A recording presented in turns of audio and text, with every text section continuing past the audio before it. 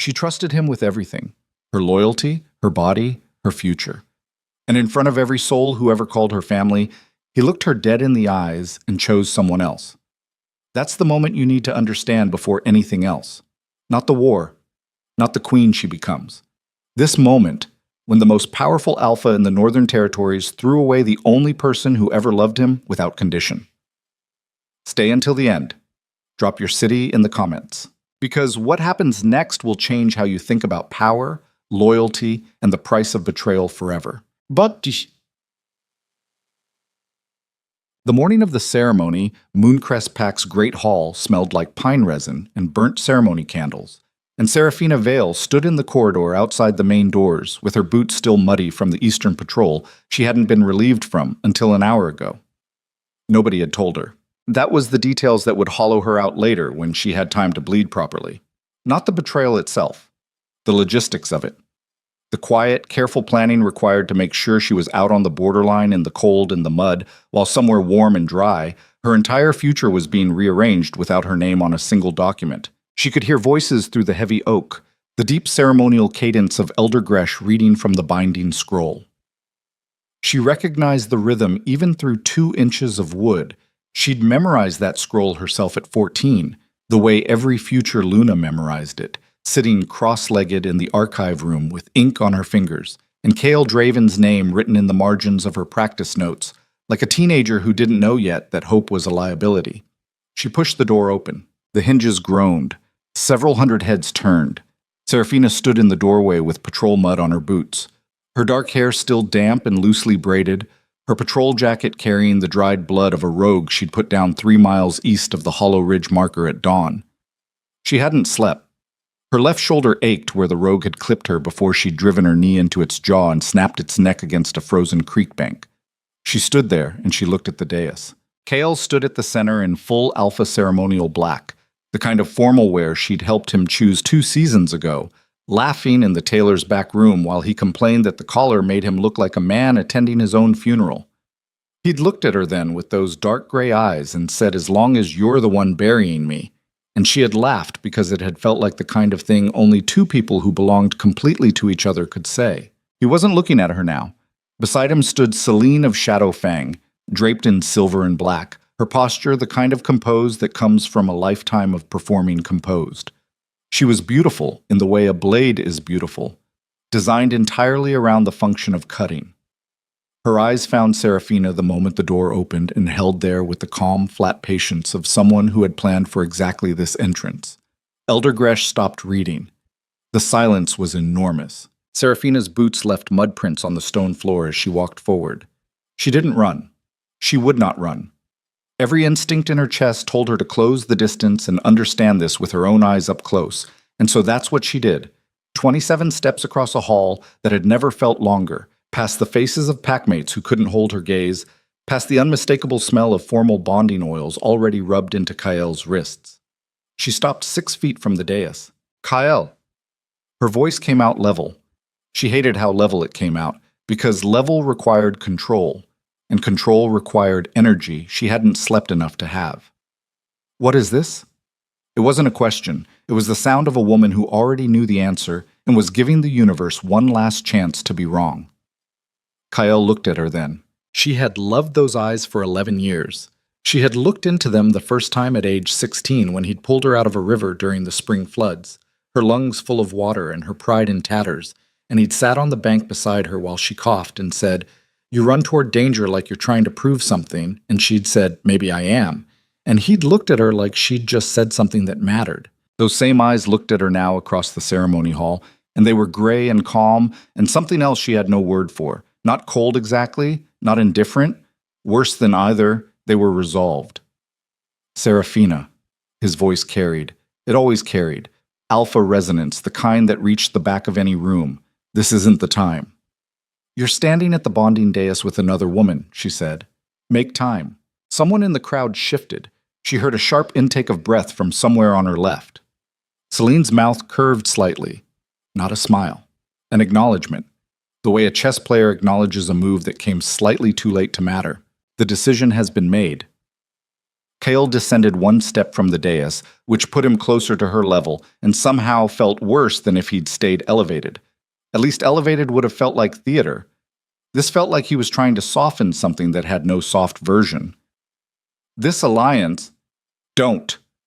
The word came out jagged. She heard it herself, the edge finally showing. Don't give me the politics version. Not here.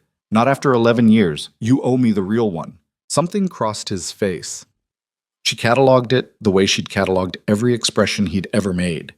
The slight tightening around his jaw, the way he breathed out through his nose when he was deciding between two versions of a truth. She'd watched him make that calculation 1,000 times. She'd always been on the winning side of it. The Shadowfang army gives us the Eastern Corridor, he said. Without it, the Ironblood advance gets to Mooncrest's border before winter ends. I need 30,000 soldiers who know that terrain. Selene's generals know it. This is the only... Say it. She stepped closer. She was aware of the mud on her boots, the dried blood on her jacket, the fact that she had not slept and had not eaten since yesterday at noon, and that she was standing in front of the man she had built her entire life around while he stood at another woman's side in formal bonding clothes. She was aware of all of it, and she stepped closer anyway.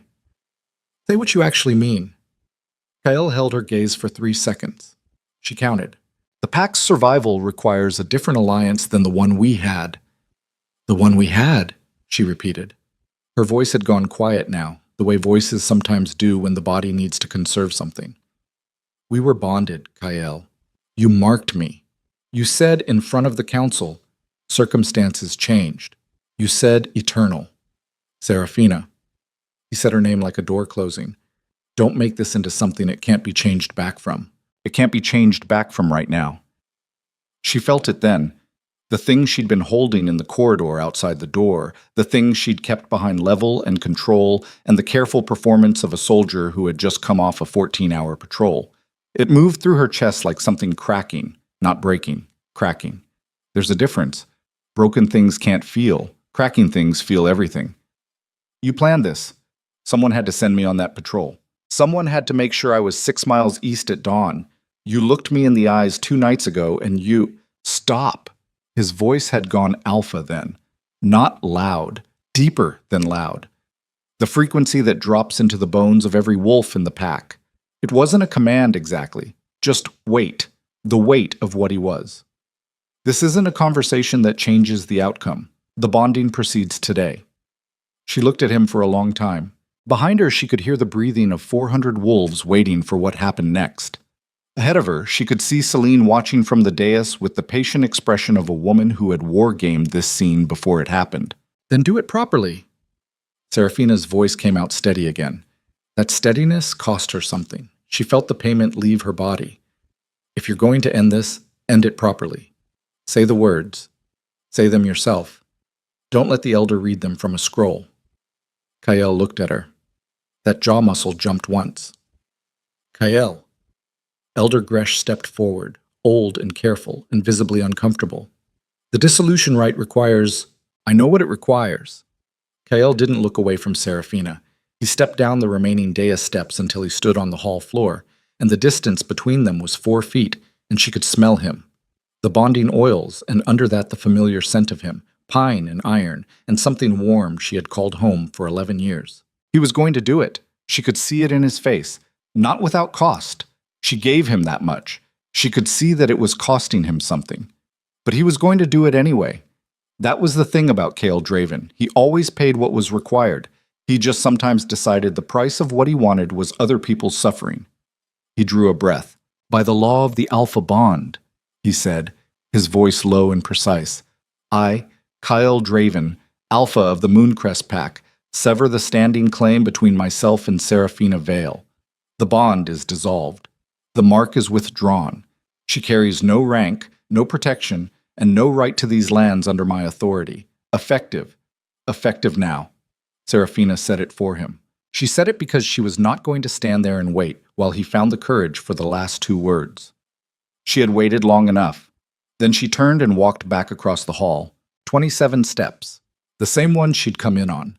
Her boots left the same mud prints going out that they'd left coming in, and she did not look at the faces of the people she passed, because some of them she'd known for a decade, and she didn't have the capacity for their pity right now, or their guilt, or the particular expression worn by people who knew something terrible was coming and chose not to warn you. She did not run. She walked out the great hall doors, down the front steps into the cold gray morning, and around the side of the main building where the training yard met the wood line, and she got behind the equipment shed where no one could see her from the main path, and she put her back against the wood planks, and she breathed.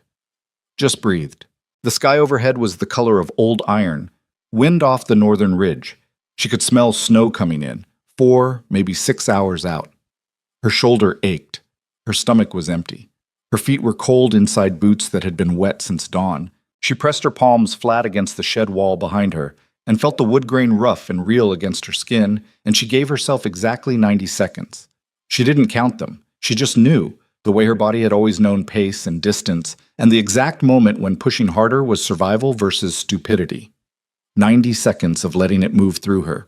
Then she pushed off the wall. Her patrol pack was in the barracks, along with the emergency kit she kept under her bunk, out of a habit that she'd always told herself was professional preparation. She walked to the barracks. She did not hurry. The barracks were empty. Everyone was at the ceremony hall. She moved through the familiar narrow space between the bunks, past the smell of wool and boot leather, and the particular layered scent of people who live and sweat in close quarters. And she pulled her pack from under the bunk, and she started filling it with the things that would keep her alive. Water purification drops. Compact fire starter wrapped in wax cloth. 3 days of protein rations. Her secondary blade, a bone-handled hunting knife her father had made when she was 8, before the accident that took him. The handle worn smooth in the places where his hand and her hand had gripped it over 17 years of combined use. Her northern terrain maps folded small.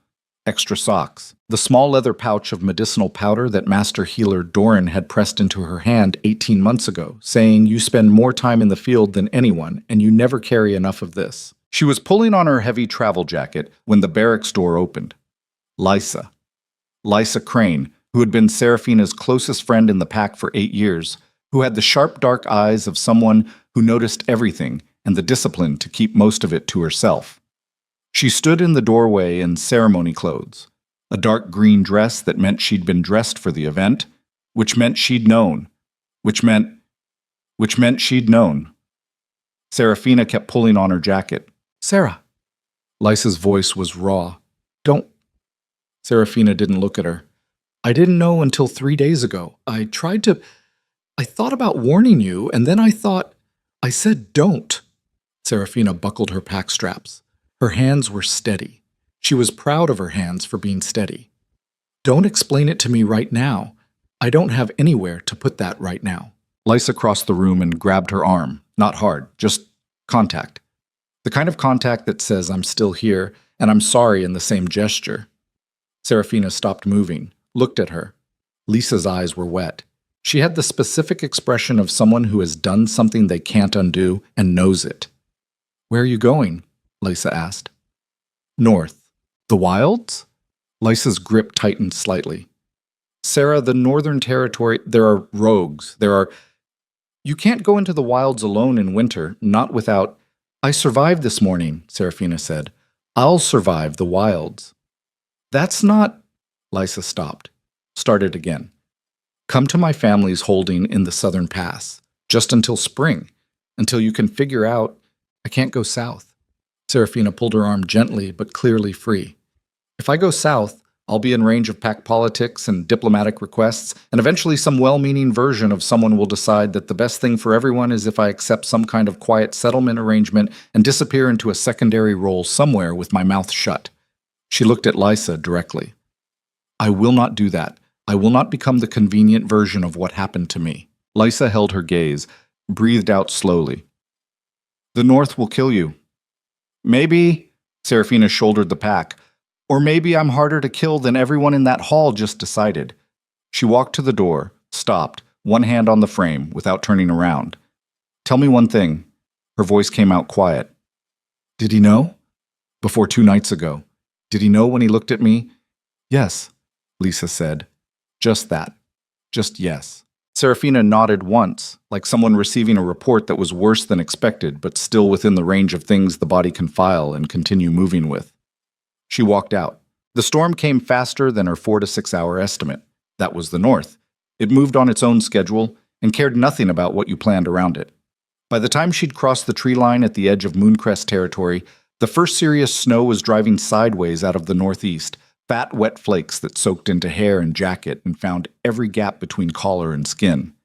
She walked. The pack territory marker was a carved stone post, weathered to near illegibility, standing where the maintained trail turned to unbroken forest.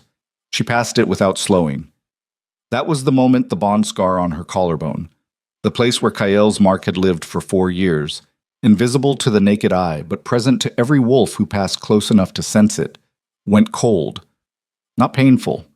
Cold, the way a brand goes cold when the fire that made it is finally extinguished. She kept walking. The northern wilds didn't announce themselves. That was the thing people who'd never been there didn't understand. There was no dramatic threshold where civilization ended and wilderness began, just a gradual withdrawal of signs that anyone had ever cared about this land. Trail markers spaced further apart. Then just game trails. Then no trails at all, just a slope that rose into the teeth of the storm and offered nothing. She was 3 miles past the marker when she heard the first of them. Rogues moved differently than pack wolves. There was a quality to the silence around a rogue that was itself a sound, the sound of something that had stopped using language for long enough that communication had reverted to something older and less specific. She heard it in the pattern of the wind sound around the trees to her east, and she dropped her pack without slowing, freed her secondary blade, and oriented left. There were 2 of them. She smelled the second before she saw the first. The first one came low through the undergrowth with the particular desperate aggression of a wolf that hadn't eaten properly in weeks. She could read the hunger in the way it moved, using speed to compensate for the strength it didn't have anymore. She let it come inside its own committed angle and stepped sideways into the gap behind its shoulder, one hand on the scruff, driving it face down into the frozen ground with her body weight. Its neck was already damaged. Old injury, probably another rogue, the kind of accumulated consequence that came from living outside any structure for too long. She did not want to kill it. She noted that about herself. After this morning, she might have been forgiven for coming into the wilds with the specific energy of someone who needed something to kill, and instead she felt the opposite. A precise, almost clinical reluctance, a desire to solve this with the minimum necessary force. The second one was smarter. It waited until she was occupied with the first before it moved, which meant it had been watching her long enough to learn her pattern, which meant it was more intact than its partner. She felt it coming through the vibration in the frozen ground, heavier footfall, better fed, using the storm wind to cover its scent direction. She released the first wolf and rolled clear before the second arrived, taking its rush across her forearm rather than her throat. And she came up with the blade, and the choice was already made before she'd consciously arrived at it. Not a killing angle, a disabling one. She drove the flat of the blade hard across the front leg tendons as it passed, not severing, just enough. It went down, got up, looked at her with the yellow eyes of something that had once been pack socialized and then got very lost for a very long time. She held her ground and didn't advance. After 15 seconds, it turned and went back into the trees. The first one followed, limping. She stood in the silence and the driving snow and breathed. Then she picked up her pack and kept moving. By full dark, she had found what the terrain maps called the Ridge Hollows, a series of natural sheltered depressions under basalt overhangs where the wind couldn't reach, where the forest canopy above was thick enough to have kept some of the ground dry. She'd known about these from patrol briefings, from the few scouts who'd pushed this far north and come back, from the kind of knowledge that a Luna who took her responsibilities seriously accumulated over years because you never knew when you'd need it. She made a small fire, ate half a ration bar, wrapped herself in the emergency thermal layer and sat with her back against cold stone and the fire at her feet and the storm howling 20 feet away on the other side of the overhang lip. The mark scar on her collarbone had gone from cold to numb. She pressed 2 fingers against it through the jacket fabric and thought, with a precision she didn't allow herself to feel yet, about the last 11 years. Not the whole of them. Just the architecture of them. The way she'd built her life around a center that had turned out to be something other than what she'd believed it was. Not because she'd been naive. She didn't have the luxury of that particular self-recrimination. She'd been perceptive. She'd seen Kyle clearly in most of the ways that mattered. What she'd miscalculated was the exact coefficient between what he felt and what he'd do when the feeling came in conflict with the math of power. Turns out that coefficient was 0. The fire popped. A gust of storm wind reached under the overhang and pushed the flame sideways. She'd cried twice in her life. Once when her father died. Once when she was 19 and a pack child she'd been training died in an accident on a scouting exercise that had been her responsibility to properly supervise. And the gap between what she'd done and what should have been done had been 4 inches and 3 seconds, and it had cost the worst price. She had learned from that gap, had restructured every protocol, retrained every scout, spent 6 months recertifying every junior member's wilderness competency. She did not cry now.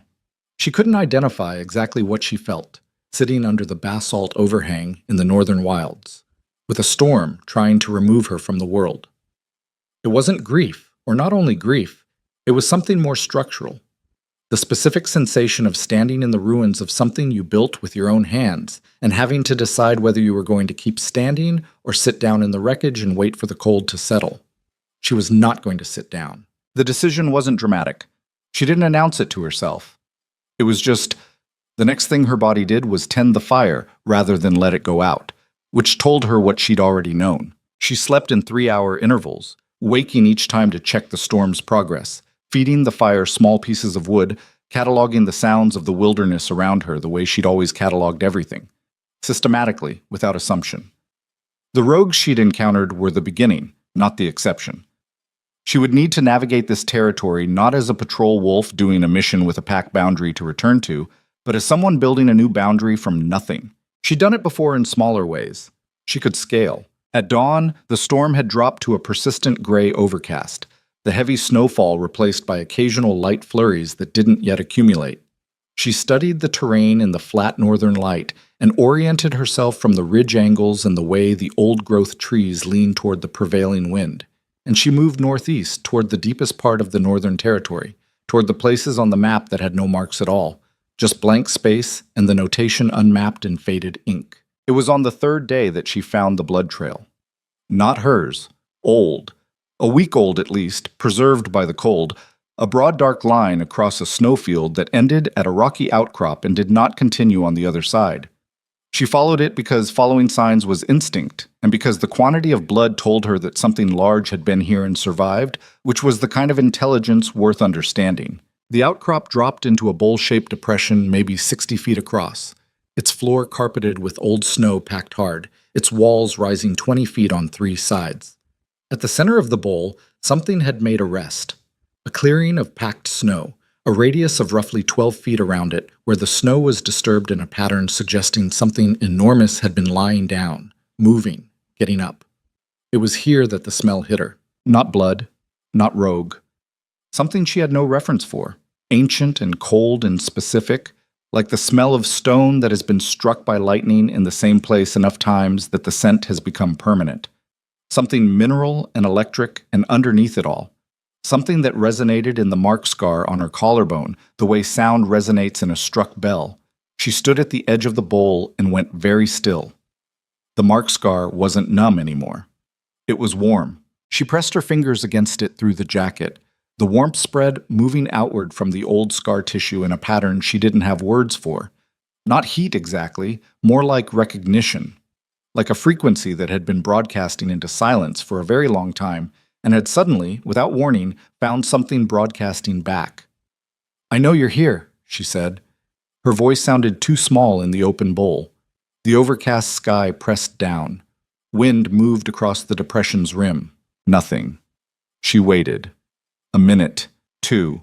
"I'm not pack," she said. "I'm not claiming territory. I'm not hunting." She paused. Chose the next words with care, because something in the quality of the silence suggested that precision mattered here. "I'm exactly what I look like. Someone who has nothing left to lose in the direction I came from." The air in the bowl changed. She felt it before she saw it. A shift in pressure. Subtle. The kind of change that happens when something very large moves somewhere nearby. Then the sound. Low, tonal. Not quite vibration, and not quite vocalization, something that existed in a register below what she'd have described as hearing and above what she'd have described as feeling.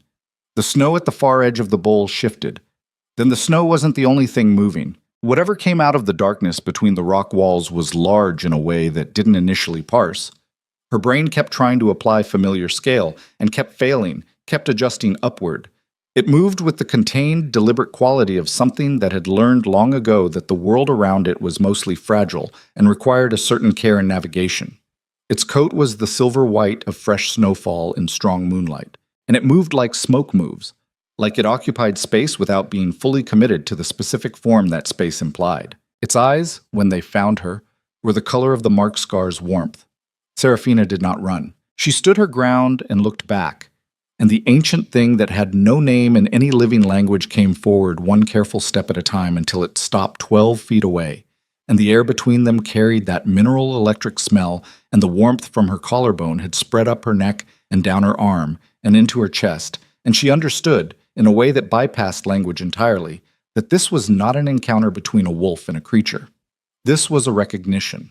The colossal silver beast lowered its head, not in submission. Nothing about this creature suggested submission was a concept it had any relationship with, but in the specific gesture of something acknowledging something it has been waiting for.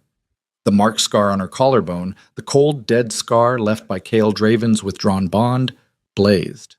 Not with his energy, not with anything that had been put there, with something that had been waiting there, dormant under the surface of the scar itself, waiting for the moment when the thing holding it dormant was removed. Serafina Vale, rejected Luna of Mooncrest Pack, cast out into the northern wilds with a patrol kit and a dead bond mark and 11 years of trust destroyed in 27 steps across a mud-tracked ceremony floor, pressed her fingers to her collarbone and felt the ancient power of her bloodline wake up like a door kicked off its hinges. And somewhere to the south, in a great hall smelling of pine resin and bonding oils and the particular relief of everyone who had chosen safety over honesty, Cale Draven said the words that sealed his new alliance, with no idea that the woman he'd just thrown away was standing in the northern dark, while the most feared creature in 3 centuries of wolf legend knelt before her and waited to be named. The warmth in the mark scar didn't fade.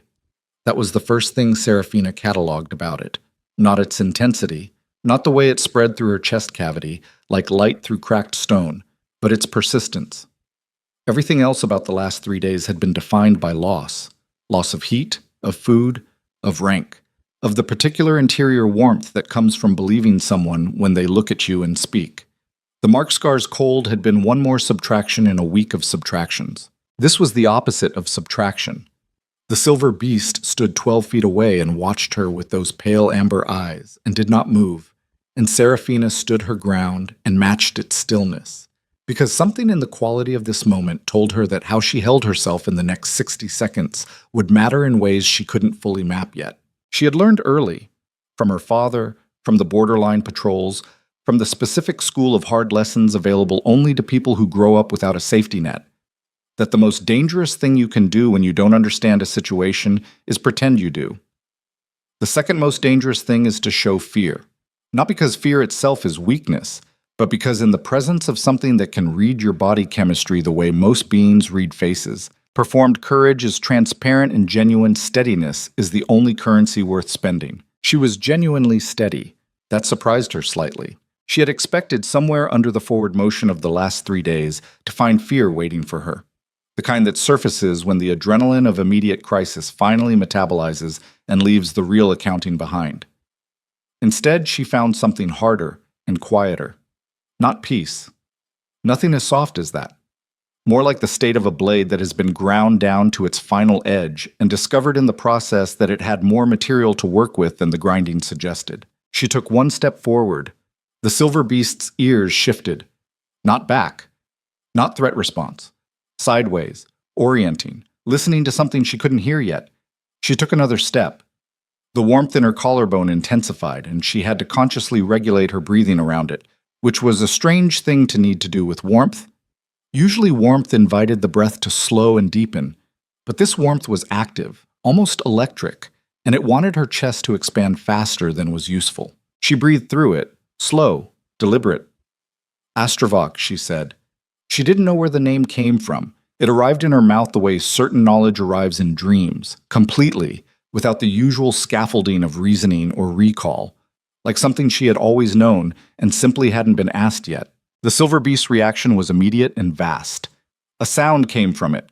Not a howl, not a growl, something longer and more complex than either.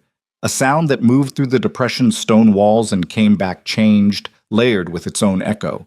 And Seraphina felt it in her sternum and in the bones of her forearms, and in the mark scar, which flared so hot for 3 seconds that she had to press her palm flat against it and breathe through that too. Then the sound stopped. The silver beast lowered its head until its chin nearly touched the packed snow of the bowl's floor. Not aggressive, not submissive, not in any way that diminished the enormity of the creature or suggested that the bow came from a place of lesser power. More like a recognition returned. She had called its name, and it was acknowledging that she had the standing to do so. Seraphina closed the remaining distance. She stopped 2 feet away, close enough to feel the heat radiating from the creature's coat. And it did radiate heat, despite the silver-cold color of it, despite the winter air around them both. She raised her right hand, palm out, and waited. Astrovok brought its head up from the snow and pressed its nose against her open palm. The warmth went from a blade to a flood. She didn't black out. She wanted to be precise about that later when she tried to reconstruct the sequence. Her vision went white at the edges for roughly 4 seconds, and she felt something move through her nervous system that she had no adequate framework for. Ancient, complex, completely indifferent to whether she was ready for it. Information that wasn't words. History that wasn't narrative. The specific understanding that she was the 7th person in a bloodline that stretched back further than any living pack's recorded history, and that the 6 before her had either never found Astrovok or had found the creature and failed the stillness test, and that the warmth in the mark scar was not a new development. It had been there her entire life, dormant, waiting for something to clear the path to it. Kael's rejected bond had been clearing the path. She stood in the northern bowl in the gray morning light, with her palm against the ancient creature's nose, and understood, with no particular drama, that the worst thing that had ever happened to her had also been the exact necessary precondition for the best thing. She didn't forgive him for it. That wasn't what this was. But she filed it accurately. The first week was about learning what her body could do now, which turned out to be substantially more than it had been able to do before. She discovered the enhanced senses incrementally, not all at once, not in some dramatic single-instance revelation, but the way you discover the full capability of a tool you've been using at partial setting. The first morning after the contact with Astrovok, she woke in the ridge hollow and could smell the specific individual scent profiles of 8 different animals in a half-mile radius. Not just their species, their specific bodies, their health. One of them was injured in the rear left quarter, moving at about 60%. She knew this without seeing it the way she'd know the position of her own fingers. The second day, running a borderline survey of her immediate territory, she'd stopped thinking of it as the territory she was moving through, and started thinking of it as territory she was assessing, which was a different relationship. She discovered that her ground speed had roughly doubled and that she wasn't breathing hard at the end of a sustained run that would have had her lungs burning a week ago. The third day, a rogue pack of 5 found her camp. She was building a more permanent shelter structure against a south-facing rock face, a task requiring her full attention and both hands, when they arrived at the camp perimeter. Their lead wolf was the size of a large pack-trained warrior, rangy with long territory experience, the kind of wolf who'd survived outside structure long enough to develop a self-taught tactical intelligence that compensated for the loss of coordinated support. He was good. She gave him that. His approach positioning was excellent. He'd placed his 4 pack mates at compass points around her camp before she'd sensed the first one, which meant he'd been reading the wind and planning approach angles for at least 20 minutes. If she'd been the wolf she was 2 weeks ago, the positioning would have been a serious problem. "Easy approach," he said. His voice had the slightly rough quality of someone who spent more time growling than talking. "Give us what's in the pack and we move on." Seraphina didn't stop building. "No," she said. A pause. The lead wolf shifted his weight. She heard it. "There are 5 of us." "I know. I smelled you at the northeast marker 20 minutes ago." She fitted a notched branch into the cross-support structure and tested its hold. "You're good. The wind reading is good. The positioning is good. But you've got one in the east who favors his left side, which means when I go that direction, he'll compensate with his right, and that creates a 2-step lag before he can reset." She finally looked at the lead wolf directly. "You didn't account for me being able to smell that." The lead wolf looked at her for a long moment. "What are you?" he said.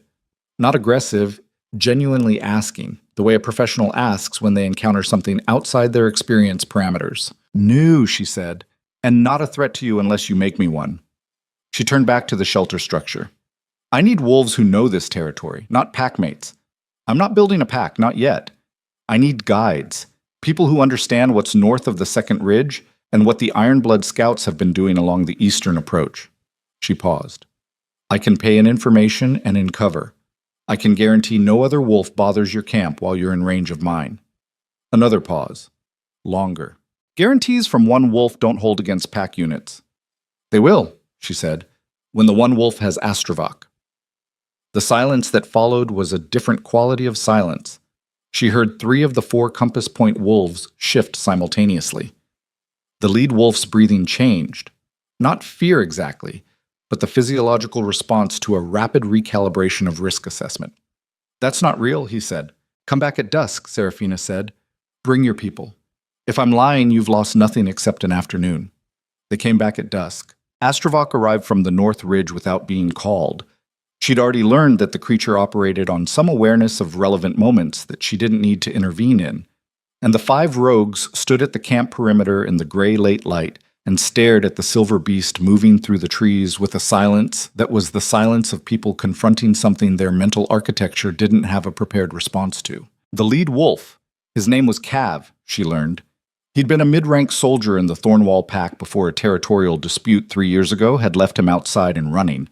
Sat across the fire from her and told her everything he knew about the northern wilds and some things about the Ironblood advance that nobody south of the marker was supposed to know yet. The Ironblood scouts had already crossed the Second Ridge. They weren't scouting anymore. They were clearing. Clearing what? She asked. Small settlements, holdout packs, families that never affiliated with anyone big enough to have an army. Cav's eyes were flat and factual. He'd moved past feeling about it into the purely operational zone where survival-focused people go when feeling is a luxury they've already spent. They're not killing, they're taking. Pack assets, breeding stock, children old enough to train. He looked at the fire. It's systematic. They've done it before. The Ironblood don't conquer territory. They harvest it. Serafina was quiet for a moment. Then, how many settlements between here and the eastern approach? 7 that I know of, probably 4 more I don't. And the packs in those settlements, they have no warning. They have rumors. Rumors don't move fast enough. Cav finally looked at her directly. What are you planning to do about it? You're one wolf and one legend.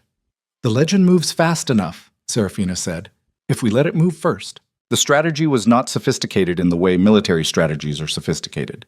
She didn't have maps detailed enough for precision maneuver, didn't have the supply chain for a sustained campaign, didn't have anything resembling a command structure.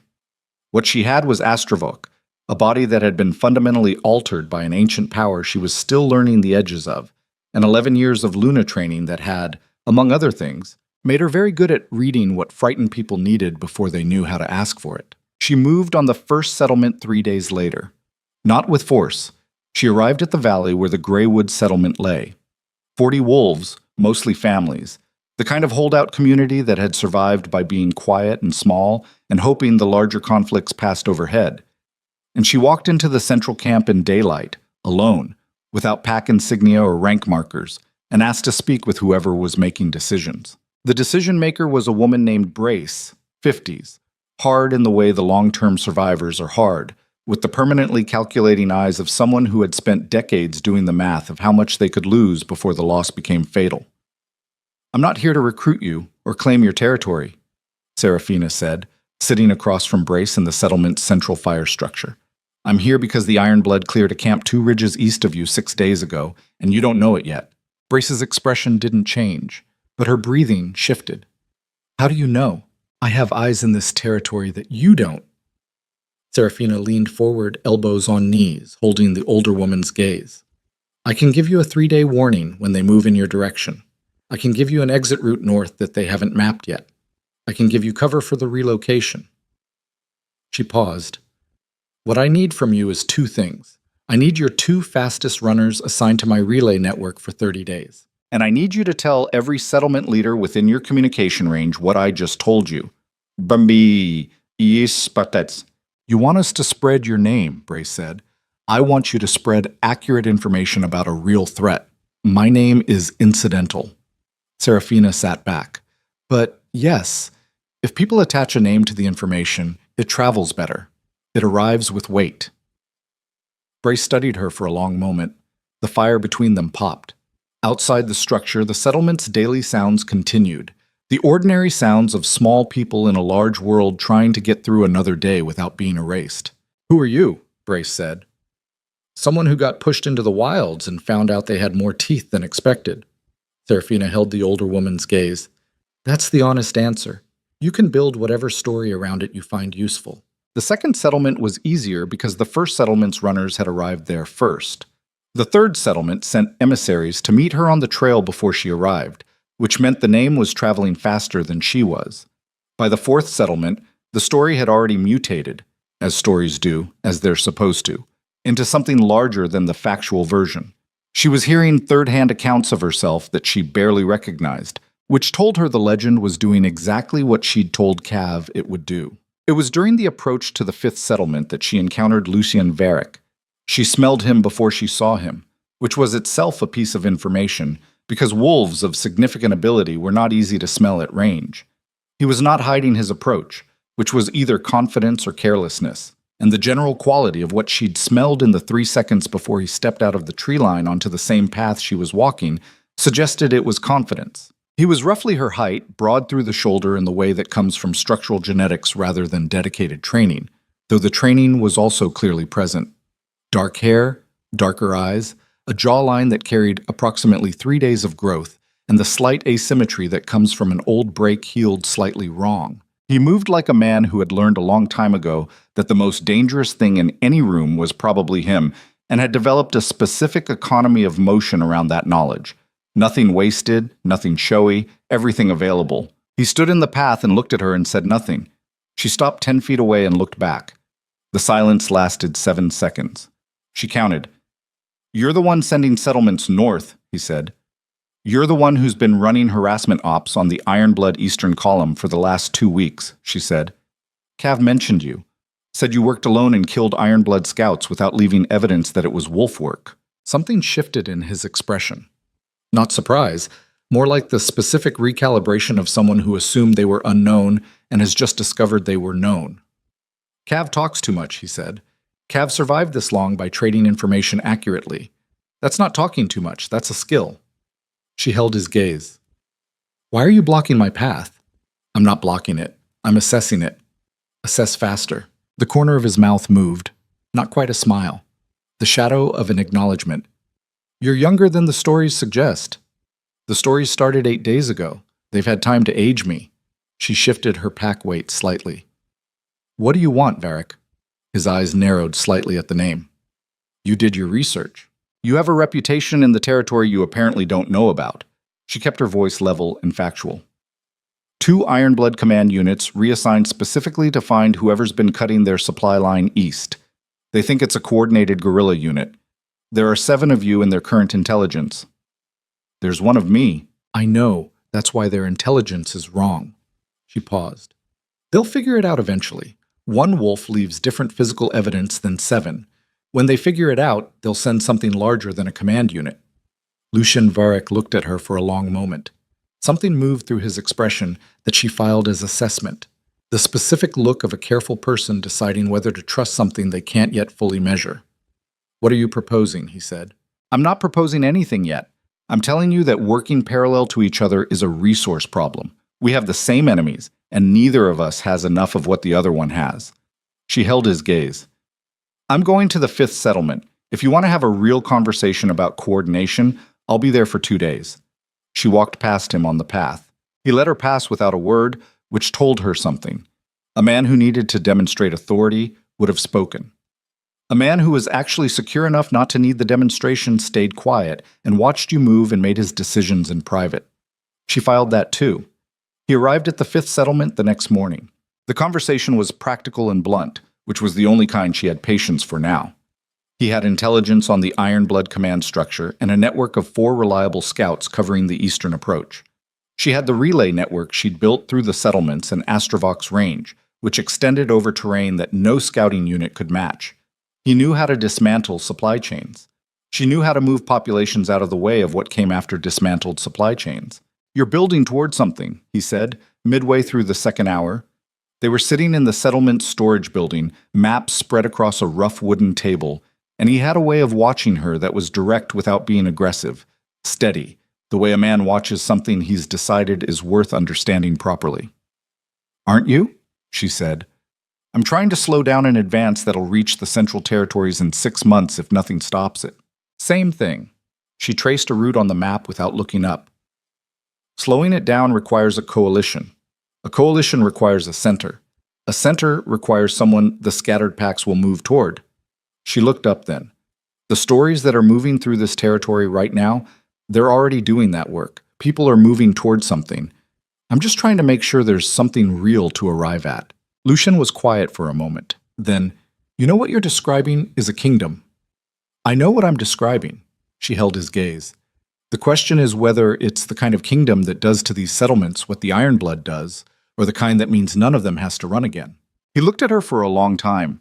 Something in his expression had changed from assessment to something harder to categorize. The specific look of a person recognizing something they'd stopped expecting to find. "The Ironblood have a new alliance," he said. "2 days ago. Word came through my Eastern scouts." He paused. Mooncrest Pack signed a cooperation agreement with the Eastern Column. The Alpha of Mooncrest provided the Ironblood with territory maps of the northern approach in exchange for protection of his southern border. Serafina went very still. Lucienne watched her face. "He mapped the northern approach," she said. "Every trail, every settlement route, every defensible position north of the marker." Lucian's voice was careful, not gentle, but precise. "The maps he provided are the maps your relay network has been operating on, which means the routes you've been using to move settlements out are now known to the Ironblood advance scouts." The fire in the storage building crackled. Outside, the settlement's evening sounds continued. Somewhere nearby, a child was laughing at something, unaware that the geography of their safety had just been sold. Serafina felt the heat in the mark scar shift, from the steady warmth of the last 2 weeks to something sharper. Not pain, intention. "How long before they move on the northern settlements?" she asked.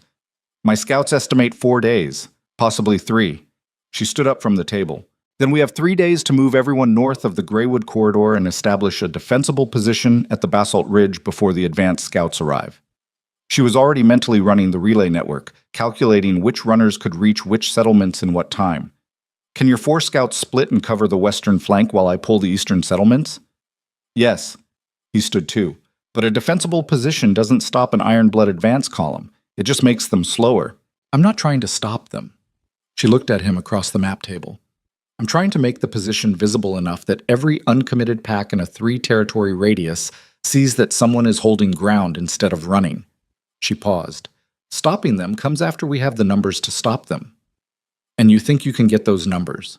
"I think," Serafina said, "that the wolf who trades away the maps of the people who trusted him just handed me the most powerful recruitment tool available." Her voice was flat and specific.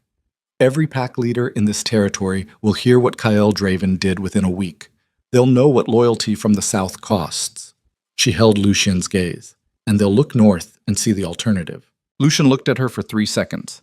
Then he picked up the eastern approach map and started identifying extraction routes. They worked through the night. At some point near dawn, while she was transcribing relay routes onto a secondary map for Lucian's scouts, he said without looking up from his own work, "How long ago did he throw you out?" 18 days, she said. He was quiet for a moment. Then, "And you built this in 18 days?" It wasn't quite a question. She answered it anyway. "I didn't build anything," she said. "I just stopped running away from things and started running toward them." She kept writing. "The difference in energy expenditure is significant." He looked at her then. That same steady look that wasn't quite assessment anymore. "Varric," she said, still writing, "don't. I wasn't doing anything." "You were about to say something that belongs in a different conversation than the one we're having right now." She finished the route notation and capped the writing tool. "We have 11 settlements to move in 3 days. Stay useful." Something in his expression settled. Not disappointment, not embarrassment, something more like recognition. A man who respected directness encountering directness and filing it accurately. Noted, he said, and went back to his maps. The next 72 hours were the most operationally demanding of her life, and she had spent 4 years as a borderline patrol coordinator for a pack of 300. She ran the relay network like a nervous system. Information in, decisions out, adjustments made in real time as scout reports updated the picture. 3 settlements relocated successfully in the first day. 2 more the second. The remaining 6 clustered at the Basalt Ridge position by the end of the third day, with a total of 230 wolves, families, fighters, elderly, children, the full complicated spectrum of a population that had been living under continuous threat long enough to have developed the specific efficiency of the chronically prepared.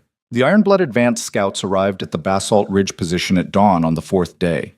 There were 12 of them, professional and quiet, doing genuine scouting work, mapping the position, counting numbers, assessing defensive integrity. Serafina watched them from the ridge with Lucien beside her and said nothing until the lead scout was in position at the base of the approach and looking up at 230 wolves arranged along a defensible natural formation. Then she stepped to the ridge edge where she was visible. Then she called Astravok. The silver beast came out of the northern tree line in full daylight for the first time, and the 12 Ironblood scouts stood in the snow below the ridge and looked up at something that existed in their culture as a myth, moving alongside a woman they'd been briefed to find as one wolf with no pack standing. The lead scout held his position for 45 seconds. Serafina counted. Then he raised his hand in the withdrawal signal, and the 12 scouts melted back into the tree line. She heard the exhale of collective breath from the 230 wolves behind her, felt the shift in the air that happens when people who have been holding their bodies at maximum tension finally allow themselves to release some of it. Lucien was beside her on the ridge. "They'll send a full column next time," he said quietly. "I know." She watched the tree line where the scouts had disappeared. The marked scar's heat was steady. Astravok stood at the ridge edge beside her, silver-white against the gray morning sky, visible for miles in every direction. But that's not why it matters. Then why does it matter? Serafina turned and looked at the 230 wolves behind her. The faces of people who had just watched 12 Ironblood professionals choose to walk away from a position rather than engage it. The expression on those faces was something she recognized from her own chest in the ridge hollow on the first night. Not safety, not comfort, not the resolution of threat. Something harder and more durable than any of those. The specific internal experience of discovering you are more than what the last thing that hurt you decided you were. Because they watched it happen, she said. And tomorrow, they'll tell someone who wasn't here, and that person will tell someone else. She looked back at the tree line. And somewhere south of the marker, in a great hall that smells like pine resin and bonding oils, someone is going to hear the story and have the specific sensation of realizing that the piece he removed from the board wasn't the piece he thought it was. Lucien looked at her profile for a moment. Something in his expression was complicated in a way she noted and did not address. "You're not finished," he said. It wasn't a question. "I haven't started," Serafina said. This was preparation. She turned from the ridge and walked back into the gathered settlement wolves, and they parted to let her through, not because they feared her, but because something in how she moved said plainly and without announcement that she knew where she was going and had calculated the cost of getting there and decided it was worth paying. Behind her, Lucien Varick stood on the ridge and watched her move through the crowd. And 200 miles south, in the Mooncrest Pack's Great Hall, a messenger arrived for Alpha Kael Draven with a report from the eastern approach that his northern territory maps had failed, that the settlements marked on his charts had relocated, that the Ironblood advance scouts had encountered a defensive position and withdrawn, and that the wolf commanding the position had been seen standing next to something that the scouts' report described, in handwriting that had gone slightly irregular with the pressure of transcription, as a silver beast the size of a structure, with eyes like banked fire that knelt for no one, except her. Kael read the report twice. Then he set it down on the table with the careful placement of someone controlling a physical response. "Find out who she has with her," he said to the messenger. "Find out where she's moving. Find out everything." The messenger left. Kael sat alone in the great hall and felt, for the first time since the ceremony, something that moved through his chest like the cold edge of a very specific kind of fear. Not fear of losing, which was a fear he'd learned to operate through. Something newer and more corrosive. The fear of having been catastrophically, irreversibly wrong. Across the hall from the east corridor, he heard the measured footsteps of Celine approaching, and the fear transmuted into something else as he heard them. Something that sat in his stomach like weight and had no clean name. Because the footsteps were purposeful in a way that meant she'd been listening and had already begun calculating what the report meant for her. Not for the pack, for her. He heard her stop in the corridor doorway. He did not turn around. "Interesting," Celine said. Just that. Cale stared at the report on the table and said nothing. Outside the great hall windows, the sky above Mooncrest territory was the flat gray of coming snow. And somewhere in the northern dark, the woman he had made irreversible was standing on a ridge with an ancient power blazing in her collarbone and a kingdom forming around her like a tide. And there was nothing in the Eastern approach maps or the Ironblood Alliance or the grand political architecture of his new marriage that constituted a single piece of it.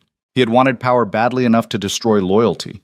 The destroyed loyalty had found something older than power, and it was moving south. The report about Serafina sat on Kyle Draven's table for 6 days before he did anything with it. That was the first mistake. He would understand it later as the first in a sequence, the way you understand the first domino only after watching the last one fall. Not as an isolated error in judgment, but as a symptom of something structural, a crack in the load-bearing wall that had been there long before the wall was asked to carry weight it wasn't built for. He told himself it was strategy. Told himself he was letting the intelligence develop before committing to a response. That premature action on incomplete information was the signature mistake of lesser commanders. He had given that exact speech to junior officers no fewer than a dozen times across his tenure as Alpha. He believed it when he said it to them. He believed it now when he said it to himself in the pre-dawn hours, when the great hall was empty and the fire had burned to coals, and the report sat on the table in front of him like an accusation that hadn't finished forming its sentence yet. What he was actually doing was sitting with the specific interior paralysis that comes from recognizing, at depth, that the architecture of your confidence has been built on a foundation you did not properly inspect before you started building on it. He had believed, with the certainty that comes from never having been wrong about a particular category of thing, that Serafina Vale would survive. He had told himself this when he made the decision, when the calculation between her and the Shadowfang Alliance resolved into the only outcome his position could afford. She was capable, she was trained, she was harder than she presented. She would find her way south to some minor pack's protection and eventually into a quiet life somewhere that didn't intersect with his, and what had been between them would become a clean historical entry rather than an ongoing complication. He had believed this because he needed to believe it, and he had never developed the discipline to distinguish between those two categories of belief. She had not found her way south to a quiet life. She had found something in the northern wilds that 12 Ironblood professionals had chosen to walk away from rather than engage, and she was moving, and the direction was not away from him. He was standing at the eastern window, watching the territory boundary, when Celine came in. She moved through this great hall with the deliberate, unhurried quality she brought to everything, as though she had already seen the outcome of every room she entered, and was simply performing the arrival for the benefit of those who hadn't. She had been doing this since the bonding ceremony, and he had read it, in those early weeks, as composure. The reading had been wrong. Composure was what you had when the surrounding uncertainty didn't touch you, because you trusted your ability to handle whatever it produced. What Celine had was something different, something more controlled than composure. The calm of a person who wasn't uncertain because they had already removed the variables. He hadn't understood the distinction until recently. The Shadowfang generals have requested a formal review of the Eastern Corridor command structure, she said. She set a document on the table beside his report. Not on top of it, beside it precisely, with the careful placement of someone making a spatial argument.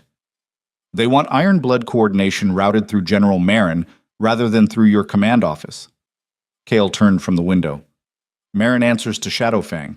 Marin answers to whoever holds the Eastern Corridor Commission. She held his gaze with those flat, assessing eyes. Currently, that's your office. The review would transfer it. The review would transfer it to you, he said. A pause. Half a second. In anyone else, it would have been invisible. To the alliance structure, she said. He looked at her for a long moment. Outside, the wind moved through the territorial markers along the eastern line. The flags his grandfather had planted and his father had maintained, and he had flown without interruption for 9 years of his own Alpha tenure. He had looked at those flags from this window for 9 years, and they had always said the same thing: "This is mine, this is held, this is the product of what I built." "The answer is no," he said. Celine received the no with the same expression she brought to everything: unchanged, as though the no was a piece of information she was filing rather than a decision she was responding to. "The generals will escalate," she said. "Let them." She looked at him for 2 more seconds. Then she picked up her document and left. He stood at the window and felt the cold that had nothing to do with temperature move through his chest, and he understood in the wordless way that the body understands things before the mind catches up, that what had just happened was not a negotiation that had gone badly. It was an assessment that had gone exactly as designed. She had wanted to see what he'd do. He had shown her. The escalation came 3 days later, but it didn't come from the Shadowfang generals. It came from his own senior officers. Commander Ryden, who had served under Kael's father before serving under Kael, who had trained half the current command structure, who had sat at Kael's right hand through the territorial disputes of 6 years ago and the rogue incursion of 4 and every significant military decision in between, requested a private meeting in the Eastern briefing room and arrived with 2 of the pack's other senior commanders, which told Kael before a word was spoken that this was not a private meeting in any meaningful sense. Ryden was not comfortable. He was doing the specific performance of comfort that career soldiers do when they have to deliver information to a superior that the superior is not going to receive well: the very straight spine, the eye contact held slightly longer than natural, the voice pitched with the deliberate evenness of someone who has rehearsed the register. "The Shadowfang units stationed in the southern garrison have increased to 300, Ryden said. "Over the last 30 days. We've been tracking it. The increase was structured in increments small enough not to trigger the boundary alert protocols." Kael was still. "The supply records show provisions for a force double that size routed through our southern distribution points," Ryden continued. "The routing was authorized by a commission from the Alliance Coordination Office." "Celine's office," Kael said. "The Alliance Coordination Office," Ryden said again, with the precision of a man who had decided that accuracy of attribution was a protection he could offer and was offering it. Kael looked at the documents Ryden placed on the briefing table. He looked at them with the eyes of someone who has been a military commander for 9 years and knows exactly what pre-positioned force structure at double provisioned capacity inside your own southern garrison represents. It represented an occupation that hadn't announced itself yet. He had invited it in. He had given it a ceremony and a title and stood beside it at the bonding dais and called it an alliance. The cold moved through him again. Different this time. Not the ambient chill of vague recognition, but the specific sharp cold of a man standing in the full accounting of what his choices have actually cost, and finding the number larger than the architecture of his confidence had budgeted for. "The Eastern Corridor Commission request," he said, "was submitted the same day we identified the garrison increase," Ryden said. She was mapping the response. Kael heard his own voice come out level and hated the levelness of it, hated that his body was performing composure at the exact moment he needed it to be doing something else. Testing what I'd do when she pushed, calibrating the next move. Ryden said nothing. The 2 other commanders said nothing. The briefing room held the particular silence of people who have delivered a message and are now waiting to find out what the message costs them. "How long have you known?" Kael asked. Ryden didn't hesitate. 22 days. 22 days. Kael did the math without wanting to. 22 days ago, Serafina's relay network had moved 230 wolves out of the Ironblood's mapped approach corridor and held a defensive position at the Basalt Ridge. 22 days ago, the eastern approach maps he had provided to the Ironblood had failed. 22 days ago, the report on his table had arrived and he had sat with it for 6 days in the pre-dawn emptiness of the Great Hall, telling himself he was waiting for the intelligence to develop. 22 days ago, Ryden had known that the woman he'd thrown away was not the only problem he'd created. "Why now?" Kael asked. "Because the Blood Moon coronation is in 8 days, Ryden said, and the Shadowfang generals have filed a formal request with the Elder Council to include a sovereignty clause in the coronation ceremony." He met Kael's eyes directly. "A sovereignty clause that would transfer joint executive authority over Mooncrest military to the Alliance Coordination Office." "In front of the full court," Kael said. "In front of the full court, the Elder Council, and every allied pack representative who's been invited to attend. Ryden's voice was absolutely level. If the clause passes during the coronation ceremony, the precedent is established before anyone has grounds to contest it. Kale stood at the briefing table and looked at the documents and felt the complete topographical map of what he'd built. The alliance, the Ironblood agreement, the Shadowfang bonding, all of it, rearrange itself in his understanding from the shape of a strategic asset to the shape of a cage he had constructed himself, from the inside, with borrowed tools, and locked from within. He had wanted an army. He had acquired an occupation. He had looked at Selene across the bonding dais and seen a weapon he could direct, and what she had been, the entire time, was a commander directing him. Options, he said. Ryden exchanged a look with the two other commanders. Brief. Loaded with the kind of pre-existing conversation that happens between people who have been working a problem together for 22 days. Contest the sovereignty clause before the ceremony, Ryden said, publicly. Forces her hand before the prepared stage. She anticipated that. The garrison is the answer to that. Yes. What else? Remove her from the coordination office before the ceremony. Dissolve the commission on grounds of unauthorized force deployment. The Shadowfang generals move on the garrison and we're fighting a civil engagement in our own southern territory 8 days before a coronation that the entire allied world is watching. Kyle looked at the documents. What else? A longer silence this time. There's a third option, said the commander on Ryden's left. A woman named Thessa, compact and quiet, and known for the particular quality of tactical thinking that operates best in the spaces between the obvious moves. She spoke rarely in group settings. When she spoke, it was worth the cost of the silence. You go north. The room went very still. You go north, Thessa said again, before the coronation, before she can stage the sovereignty clause. You remove yourself from the ceremony's framework entirely, which removes the ceremony's legal standing, which means the clause has no vehicle. Going north means abandoning the pack, Kyle said. Going north means preventing the pack from being annexed by Shadowfang in front of witnesses who will be legally obligated to recognize it, Thessa said. Her voice was completely flat. It's not the same thing. Kyle looked at her, then at Ryden, then at the documents. Going north, he said slowly, means going to her. Nobody said anything. The word her sat at the briefing room with the weight of every decision that had produced it. It sat there with the 27 steps across the mud-tracked ceremony floor and the dissolution words and the bone-handled knife under the bunk and the mark scar going cold in the tree line and all the incremental consequences of the morning Kale Draven had stood on a dais and decided that the math of power was more reliable than the math of loyalty. He had been wrong about the reliability of both maths. He looked at Ryden. Keep the garrison under surveillance. No engagement. Maintain normal operational posture so she doesn't know the timeline has changed. He looked at Thessa. You run the coronation logistics from my office for the next 8 days. Formal appearances, scheduled meetings, everything proceeds on the announced calendar. And you? Ryden asked. I need 3 days to reach the northern position. Kale picked up the eastern approach report from where it had sat for 6 days and folded it precisely and put it in his jacket. I need to arrive before she hears about the coronation setup. Before Selene has reason to move the timeline. She may already have reason, Ryden said. She may. He looked at his commander for a moment. The man who had served his father and served him, who had held information for 22 days waiting for the right moment to deliver it, who was still here despite 22 days of watching the architecture of Kael's decisions reveal itself. There was something in Ryden's expression that was not forgiveness, not anything that generous, but was its close practical neighbor. The look of a person who has decided to stay useful in a situation they didn't choose. Why are you still here, Ryden? Ryden looked at him without flinching. Because the pack isn't the alpha.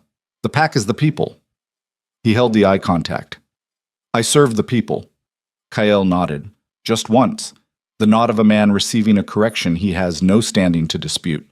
He left the briefing room before the fire in the hearth had burned down another inch. He moved fast and quiet and without the usual escort, which was itself a gamble. An alpha moving alone through his own territory was either a statement of supreme confidence or a declaration of crisis, and the difference was visible to anyone paying attention. He chose roads that weren't roads, game trails and maintenance paths. The routes he'd memorized as a boy running the boundary with his father before he understood what boundaries were for. His territory, every rock and tree and frozen creek bank of it.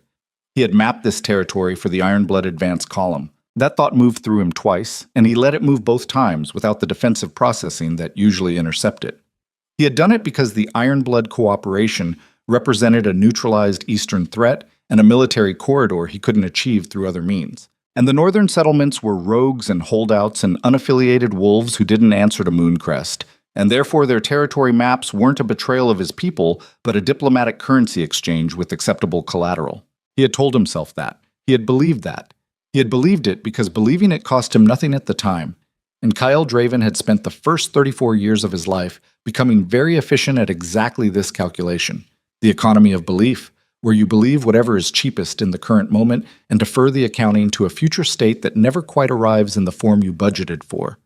The future state had arrived. Its form was half dead and hunted and walking north alone through the territory he'd sold. He crossed the pack boundary marker at dusk on the second day, moving into the northern wild territory in the gray failing light of a late afternoon that smelled like iron and coming snow, and he felt the boundary mark pass under his feet with a physical sensation he hadn't expected. Not relief, not dread, but the specific quality of a threshold that you cross knowing you're not coming back the same way. He had crossed this threshold once before, going the other direction, walking back into Mooncrest territory from a northern patrol when he was 19, and had thought the wilds were something you survived and then returned from. He hadn't understood then that some places change the person who passes through them, and that the change is irreversible not because of what the place does to you, but because of what you find out about yourself while you're there. He was finding out now. The Northern Territory had a quality in the deep winter that he'd forgotten from his patrol days. A compressed silence that wasn't emptiness, but density. Every sound was significant. Every change in wind direction was information. The wilds didn't announce anything. They simply were, consistently and without concern for whether you were prepared to interpret them, and you either developed the ability to read them accurately or you suffered the consequences of misreading. He had been misreading things for a significant portion of the last year. The Ironblood scouts found him on the second night. There were 4 of them, and they were professionals who'd been operating in this territory long enough to know how to move through it, which told him they were part of the Eastern Corridor Advance Unit rather than the inexperienced conscripts at the column's rear. They surrounded his campfire with the quiet efficiency of people who had done this particular task enough times to have stripped the drama out of it. Alpha Draven, the lead scout said, and there was something in the way the title landed. Not disrespect, but a specific quality of weight, like a word said in a room where its meaning has recently changed. Kyle had no escort, no pack support, no diplomatic cover. He had a camp knife and a travel pack, and the particular quality of stillness of a man who has walked into a situation he can't fight his way out of and is deciding right now whether to try anyway. "You're outside your territory," the lead scout said. "I'm outside my territory in a direction that's not toward your column," Kyle said. His voice came out level. He was aware of the 4 positions around the camp and the probable time between him and the nearest one and the time between the nearest one and the others, and the math did not favor him. "That make you curious? It makes me professionally attentive." The lead scout crouched at the fire's edge, the position of someone who has decided that a show of casualness serves their purposes better than force right now. The Mooncrest Alpha walks alone into the northern wilds during Blood Moon Coronation Week. No escort, no pack announcement. That's a specific set of conditions. "It is," Kyle agreed. "Shadowfang would pay significantly for your location right now." The word significantly sat in the cold air between them with its full economic weight. Kale looked at the lead scout across the fire. The man was maybe 30, with the permanent squint of someone who spent most of their professional life assessing sight lines, and behind the professional surface of his expression was something calculating and patient. "Shadowfang will control Mooncrest's military commission in 7 days if the coronation ceremony proceeds as planned," Kyle said. "If that happens, your Ironblood column loses its cooperative agreement with Mooncrest and gains an adversarial force on its western flank, because Shadowfang's interest in the Eastern Corridor is the corridor itself, not Ironblood access to it." He held the scout's gaze. "Your commanders want the corridor. Celine wants the corridor. Those aren't the same want." A silence. The lead scout was very still. "What I'm doing in the northern wilds," Kyle said, "is trying to prevent a sequence of events that ends with Shadowfang holding the western position your column needs for the spring advance." He paused. "Whether that's worth more to your commanders than my location is a calculation I can't make for you." The lead scout looked at him for a long time. Then he stood. "You have a 12-hour window before the standard reporting cycle," he said. He turned and looked at the three other scouts. The look lasted 2 seconds. The three scouts began withdrawing from their positions with the quiet efficiency of the advance. "We didn't see you," the lead scout said. He walked into the tree line. Kyle sat at the fire alone and breathed. He had talked his way through it. He had read the scout's professional calculation accurately, and he had found the lever and he had applied it precisely, and he was still breathing, and none of that changed what he felt sitting alone in the northern dark, which was the specific cold weight of a man who is alive because he is still useful to someone else's agenda, and who understands for the first time with full body-depth clarity that this is not the same as being worth something. He had confused useful and worth for a very long time. He had made a woman he loved feel worthless in the execution of being useful to his plans. He sat with that. He didn't process it into something more bearable. He sat with the unprocessed weight of it, the way you sit with a wound you've been running on that you've finally stopped long enough to feel. Then he put out the fire and moved north. He reached the outer edge of the celestial territory. He'd heard it called that in the scout reports, heard the name move through Ironblood intelligence dispatches with the specific quality of a phrase being used carefully, the way professional soldiers use words for things that don't fit their existing frameworks. At midday, on the third day. He knew when he'd entered it not by any visible marker, but by the change in the air. Something mineral and electric, older than anything he had reference for, that settled on the skin the way extreme cold settles. Not from outside, but from everywhere at once, as though the air itself had a different composition. He kept moving. The first wolf he encountered was one of the relay network sentries, a young woman who couldn't have been more than 22, posted at a natural approach point in the rocky terrain with the body language of someone who had been doing this long enough to have become relaxed about it, which told him more about the operational culture she was part of than anything else could have. She didn't reach for her weapon when he came into sight range. She assessed him from 30 feet with calm, dark eyes and said, "State your name and your business." "Mr. Bertines." "Cale Draven," he said. "I need to speak with Seraphina Vale." The sentry looked at him for a moment with the particular expression of someone processing a name that lands differently than it does in normal usage. "Wait here," she said. She didn't leave him alone. 2 other sentries materialized from positions he hadn't identified, which told him the sentry line was layered and that the person who'd built it knew what she was doing. They waited with him in the cold with the professional patience of people who are comfortable in silence because they've been trained by someone who is comfortable in silence. 40 minutes passed. Then he heard footsteps. Not hers first. His. The man who arrived before her moved the way Kyle had cataloged in the intelligence reports, economically, with the contained quality of something that has never needed to announce itself, and stopped 15 feet away and looked at Kyle with dark eyes that were doing a specific kind of assessment. "Varric," Kyle said. "Draven," Lucien said. "Lucien." The name landed the way names land between 2 men who understand each other's specific category of danger and are deciding right now what to do with that understanding. "She's inside," Lucien said. "She knows you're here." "Is she going to come out?" "She's deciding." Kyle held Lucien's gaze and felt the full layered complexity of that 2-word sentence. She's deciding. Not he would ask her, not she would be with him shortly. She is deciding. Present tense, active. The agent of her own choices in a way that had apparently become sufficiently established that even the man standing in front of him referred to it as the plain operational reality that it was. "She doesn't owe me the meeting," Kyle said.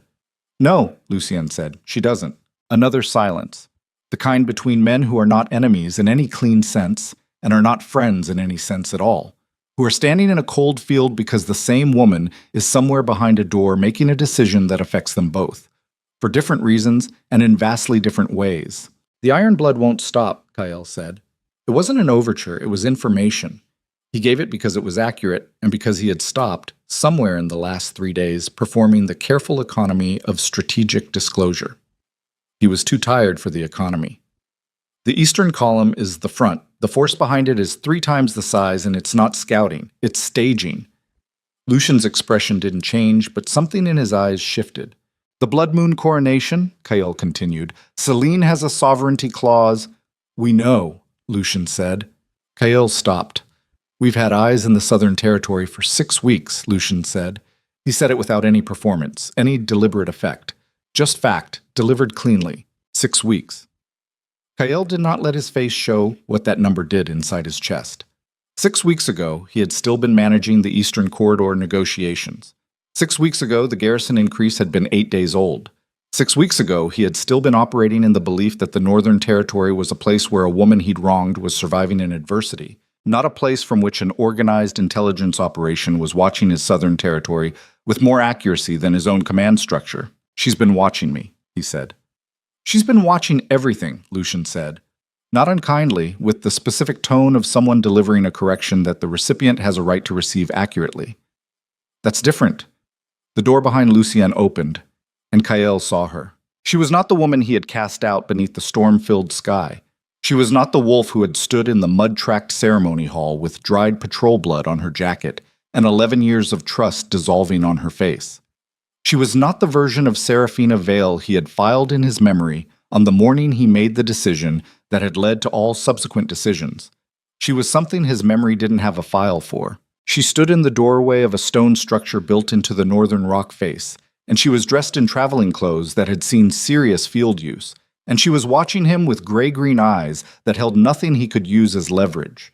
Not anger, not residual pain, not the particular vulnerability of someone who still cared enough to be hurt. She looked at him with the flat, precise assessment of a general looking at a situation she has already mapped from multiple angles and is now seeing from the final angle. Kael stood 15 feet away and felt the specific, complete sensation of arriving too late at a place you should have been first.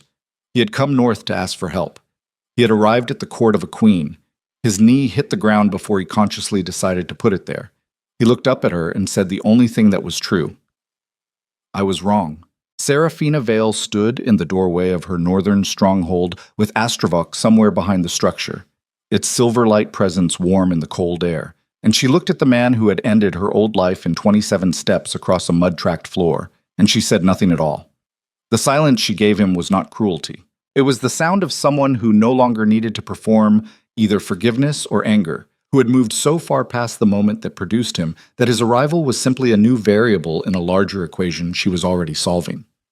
Kael knelt in the cold northern dirt and waited, and behind him, somewhere in the southern territory he could no longer call his own, Selene of Shadowfang stood at the window of the Mooncrest Great Hall and looked at the blood moon rising and gave the order to move the coronation ceremony forward by 3 days. Because she had already known he would run, she had known from the beginning. She had built the cage to make sure that when he ran, he would run in exactly the direction she needed him to run, toward exactly the woman whose power she needed brought into motion, because Selene of Shadowfang had not come to Mooncrest to rule one kingdom. She had come to inherit the war that destroyed them both. The silence Seraphina gave Kael lasted exactly long enough for him to feel every second of it in his knees against the frozen ground. Then she said, "Get up. Not forgiveness, not acknowledgement." An operational instruction delivered with the same flat precision she used for everything else. And Kael understood as he rose that this was the precise nature of what he'd come to. Not absolution, not a reckoning of the personal kind, but the specific mercy of being treated as a variable in a larger problem, rather than as the wound he'd become in his own accounting. He got up. "Selene moved the coronation," Seraphina said. She was already walking back through the doorway, not waiting to see if he followed. 3 days forward, which means she knew you'd run the moment she filed the sovereignty clause, which means the clause wasn't the play. She moved through the interior of the stone structure with the efficiency of someone navigating a space they know in the dark. The play was getting you out of Mooncrest before the ceremony, so the Elder Council has no alpha presence to contest the transfer. "I know," Kael said. She stopped, turned and looked at him over her shoulder with those gray-green eyes. "I know," he said again. "I walked into it. I knew when I walked into it, and I walked into it anyway because the alternative was staying in Mooncrest and fighting a garrison engagement with Shadowfang units inside my own southern perimeter, and I didn't have—" He stopped, pressed his jaw closed, opened it again.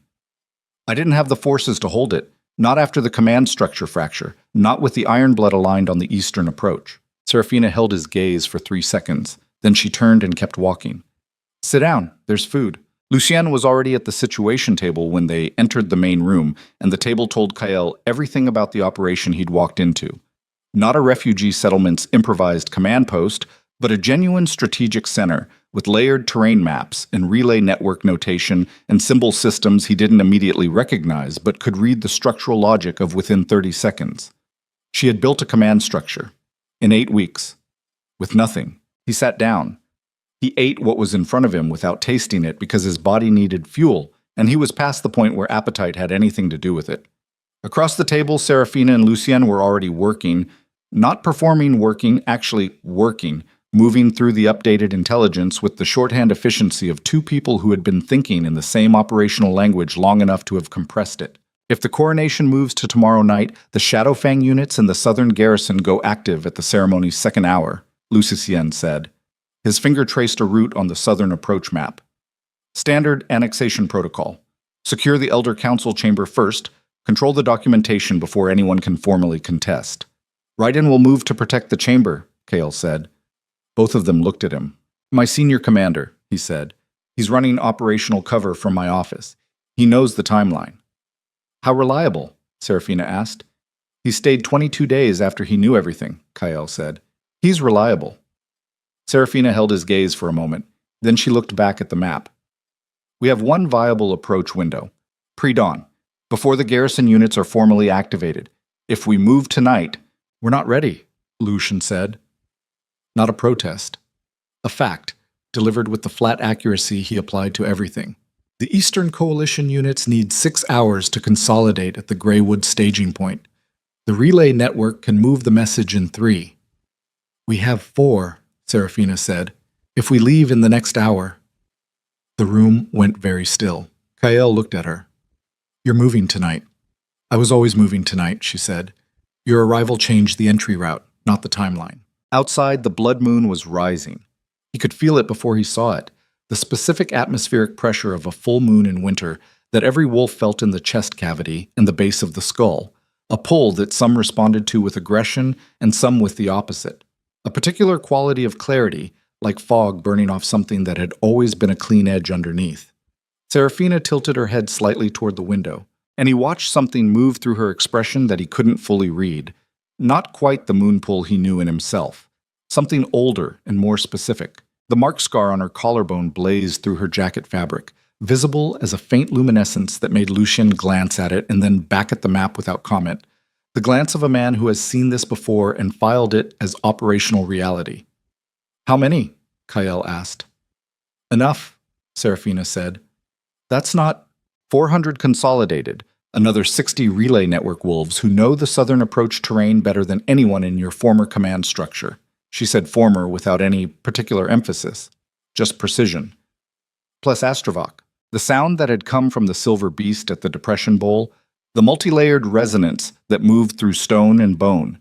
Kale had read about it in the Iron Blood intelligence reports, had read the scout's description of it, had noted the slightly irregular handwriting and processed it as the kind of professional disruption that tended to occur in scouts, who had expected to find a settlement and found a legend instead. Reading about it and sitting 2 rooms away from the source of it were substantially different experiences. I'm coming, he said. Lucien looked at him across the table. The look lasted 2 seconds. It was not hostile. It was the specific assessment of a man who has no particular feeling about the variable in front of him, except for the need to determine its operational value accurately. Your command structure in Mooncrest knows your face, Lucien said. Your pack recognizes your authority. That has tactical value on the approach. He paused. Can you fight at the level this engagement requires? It wasn't a challenge. It was a competency assessment delivered straight, the way Kael himself had delivered them to officers he was evaluating. He respected it. Yes, Kael said. Then you're on the eastern approach, Lucien said. My position. You know that terrain. I mapped it. Something crossed Lucien's face, the ghost of a dark acknowledgement. Yeah, he said. You did. They moved out within the hour. The consolidated force assembled at the Greywood staging point with the particular quality of silence that large groups of people achieve when they have been trained past the need for noise. Not the silence of fear, but the silence of readiness. The compressed quiet of 240 wolves and one ancient silver beast standing in the blue-dark pre-dawn in the northern wilds and waiting for the word. Kale stood at the staging point's eastern edge, and looked at them and felt something he hadn't felt in the Great Hall of Mooncrest Pact since the early years of his tenure. Not authority. He was familiar with authority. He'd worn it like a second skin for 9 years. Something more fundamental than authority. The specific quality of being surrounded by people who are here because they chose to be. Because the thing they're moving toward is worth moving toward on its own terms. Not because your rank compels them. He hadn't known that felt different. He understood now that it did. Serafina moved through the assembled force with the unhurried efficiency of someone taking a final inventory before a long run, checking faces, exchanging brief, specific words with the relay network coordinators, adjusting the Eastern approach details positioning with the small hand signals of an operator who'd been communicating in field shorthand long enough to have made it instinctive. Astrovok moved behind her at a distance that tracked her position without crowding it, silver-white in the pre-dawn dark, and the force around both of them had the specific bodily orientation of people in the gravitational field of something they trust at a level that has moved past conscious assessment. She passed Kael at the eastern edge without stopping. "Stay on Lucien's left," she said. Don't play alpha in someone else's formation." "Understood," he said.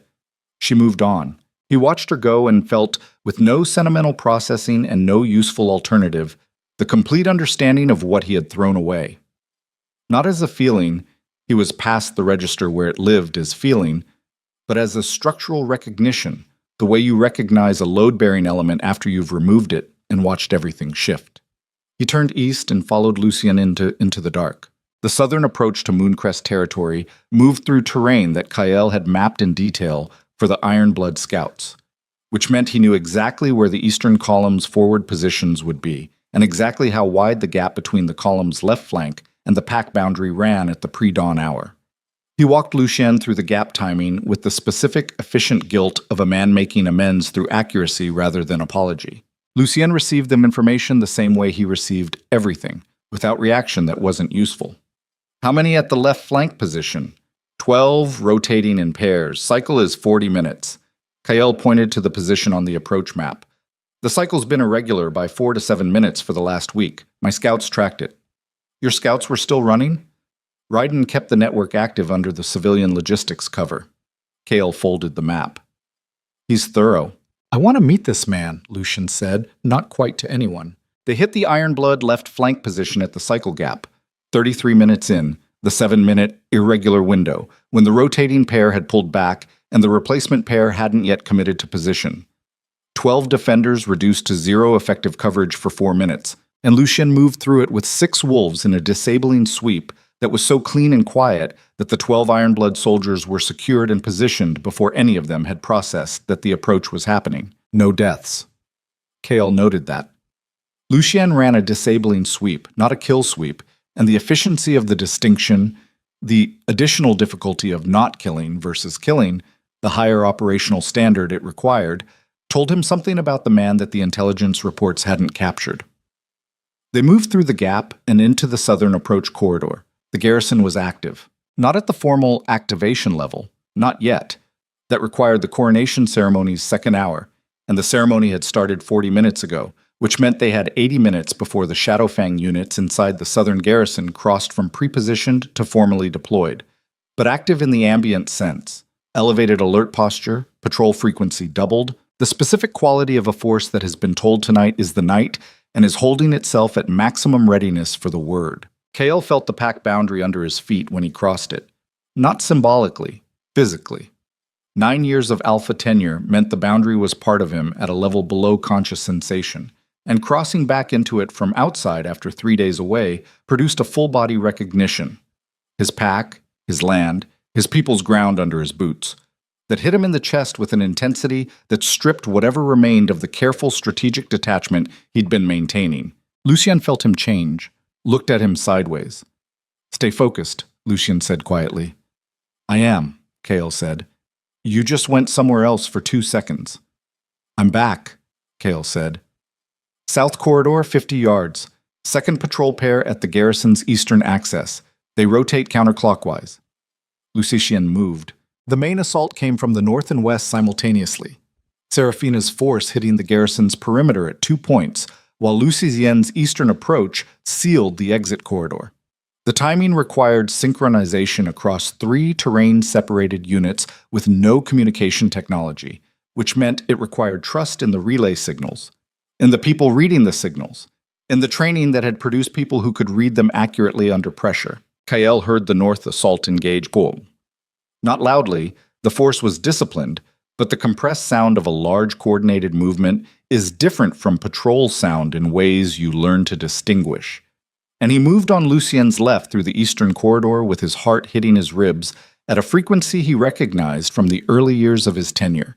The years before, he'd gotten so good at the architecture of command that he'd stopped being in the middle of things. He was in the middle of things. A Shadowfang garrison soldier came out of the darkness to his right, and Kael met him without thinking.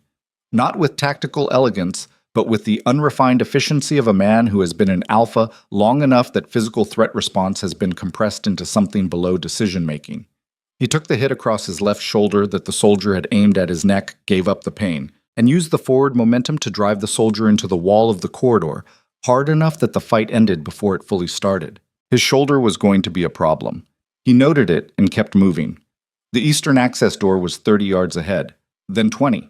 Then a Shadowfang unit of 8 stepped into the corridor from a side access he hadn't accounted for, because it wasn't on the maps he'd given the Ironblood because it was a maintenance access built after the last survey. And Kael had 2 seconds to register the tactical problem before the unit's lead soldier pointed at him and said, "That's Draven," and the unit moved. Lucien hit the unit's left flank from a side position Kael hadn't known he'd taken, which meant Lucien had been reading the corridor layout as they moved and had positioned himself for exactly this contingency, which meant he thought 3 moves ahead as a default setting and didn't announce it.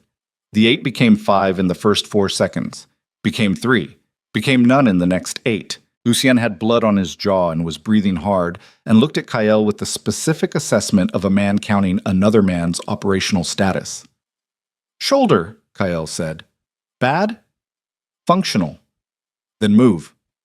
They hit the eastern access door and Kael put his weight into it, and the door came open into the garrison's interior courtyard, where the full shape of the engagement was visible for the first time. And the shape was that Seraphina's force had done what it came to do. The garrison's Shadowfang units had been expecting a formal deployment order from the ceremony, not a pre-dawn assault from a direction their intelligence hadn't mapped. The expectation gap was the entire margin of the fight. A force expecting to activate has a different readiness profile than a force in an active engagement, and the difference in those profiles was visible in the garrison courtyard, in the form of Shadowfang soldiers who were well-trained but reacting rather than executing, whose cohesion was breaking down at the unit level because the scenario they were breaking down in wasn't the scenario they'd prepared for. Above the garrison, on the elevated walkway that ran along the southern wall, Seraphina moved. Not the way he'd seen her move in the ceremony hall, in the ordinary motion of a person navigating a room. The way she moved now had no analogs in his memory.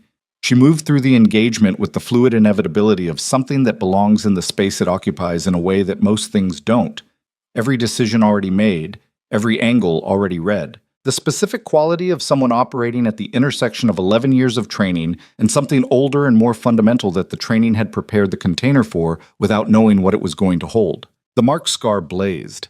Around her, the people she'd built in 8 weeks from nothing fought with the specific ferocity of people who have something worth fighting for, rather than something worth fighting to keep. And the distinction was visible in the body mechanics. Less preservation, more commitment, the extra margin that comes from people who have already calculated the worst case and made their peace with it. Kael fought through the courtyard and felt, for the first time in years, the specific exhaustion of a man spending himself fully rather than managing a resource. His shoulder screamed. He was bleeding from somewhere above his left eye. His lungs were telling him things he wasn't listening to. He kept moving. The garrison was collapsing. And then a voice cut across the courtyard from the southern wall's command platform. Clear, controlled, carrying the specific resonance of someone who had expected this moment and prepared her lines for it. "Hold." Celine. She stood on the command platform with 6 of her personal guard positioned behind her and her black and silver formal wear exchanged for traveling clothes, which told Kael she'd been planning her exit before the ceremony started. She held something in her right hand, a document cylinder, the kind used for sealed official communications, the kind that carried the Elder Council's stamp, the kind that carried binding territorial authority. The courtyard didn't fully stop, but it shifted. the engaged combat pulling to a lower intensity as the quality of her voice and what she was holding registered across the space. "The Elder Council signed the Sovereignty Clause 40 minutes ago," she said. Her voice was calm, the calm of someone delivering a prepared statement to a prepared audience. Under the coronation law, a signed sovereignty clause during the ceremony's first hour becomes binding upon the ceremony's conclusion. The ceremony concludes. She glanced upward, a deliberate gesture toward the blood moon at its apex. In 20 minutes. 20 minutes. Serafina stood on this elevated walkway and looked at Celine across the courtyard. The two women held the look for 3 seconds. "You need me to stop," Celine said. "And to stop me, you need to destroy that document before the ceremony concludes." Her voice shifted, still controlled, but underneath it a quality that Kael recognized as genuine, not fear. Something that had learned to present as composure so long that most people couldn't find the seam. "You're going to tell me you have the numbers. You do. You're going to tell me you have the power." She looked at the mark scar's luminescence with those flat, assessing eyes. "Maybe you do. But that document is in a sealed cylinder with a duplicate in the Elder Council chamber and another duplicate on its way east to the Ironblood Command by messenger who left before your assault began." She smiled. It was the smile of a chess player who has reached the move she built the opening for. "Destroy this one. The others sign your coalition into an illegal force under 4 separate territorial treaties. Every pack you've built collapses inside 30 days. Serafina didn't move. "Surrender this garrison," Celine continued, "and I give you the Eastern Coalition territories as a formal autonomous region under the Continental Compact. Your people keep what they've built. No Ironblood, no Shadowfang, clean borders." She tilted her head. "Or fight me and win and spend the next 2 years in a legal war that kills everything you built in 8 weeks. The courtyard held its collective breath. Kael stood in the fighting space with blood in his eye and his shoulder on fire and looked up at Serafina on the elevated walkway and felt the full impossible architecture of the situation settle on him with its actual weight. Not the weight of his choices, not the specific burden of what he'd done and what it had cost, but the weight of this moment, right now, where the woman who had built an empire from his rejection stood on a walkway above a courtyard full of people who would follow her into whatever came next and was being handed the specific impossible choice that Celine had been engineering since before the bonding ceremony. 20 minutes. 19. Serafina looked at the cylinder in Celine's hand. Then she looked at Lucien. He was already looking at her. Had been since Celine started speaking. His expression carried something Kael could read from 30 feet. Not the operational assessment he usually wore, but the specific, unguarded look of a man who has decided that whatever she decides, he is already committed to the cost of standing beside it. Serafina looked back at Celine. "You built this from the beginning," Serafina said. Her voice came out even. "The Sovereignty Clause, the garrison, my north, Kael's east." She paused. "You used his betrayal as the first move." Celine held her gaze. "A good strategist uses the pieces on the board." "He was a person," Serafina said. "I was a person." "You were variables," Celine said. "You became something more interesting than I planned for." She held the cylinder. "Which is why I'm offering the compact instead of simply letting the law work. I have no interest in destroying what you've built." A pause. "I'm interested in inheriting it." 18 minutes. Serafina stepped off the elevated walkway. She didn't jump, she moved, and the movement covered the 15-foot descent with the fluid certainty of someone who has been testing the edges of what her body can do for 8 weeks and has stopped finding the edges.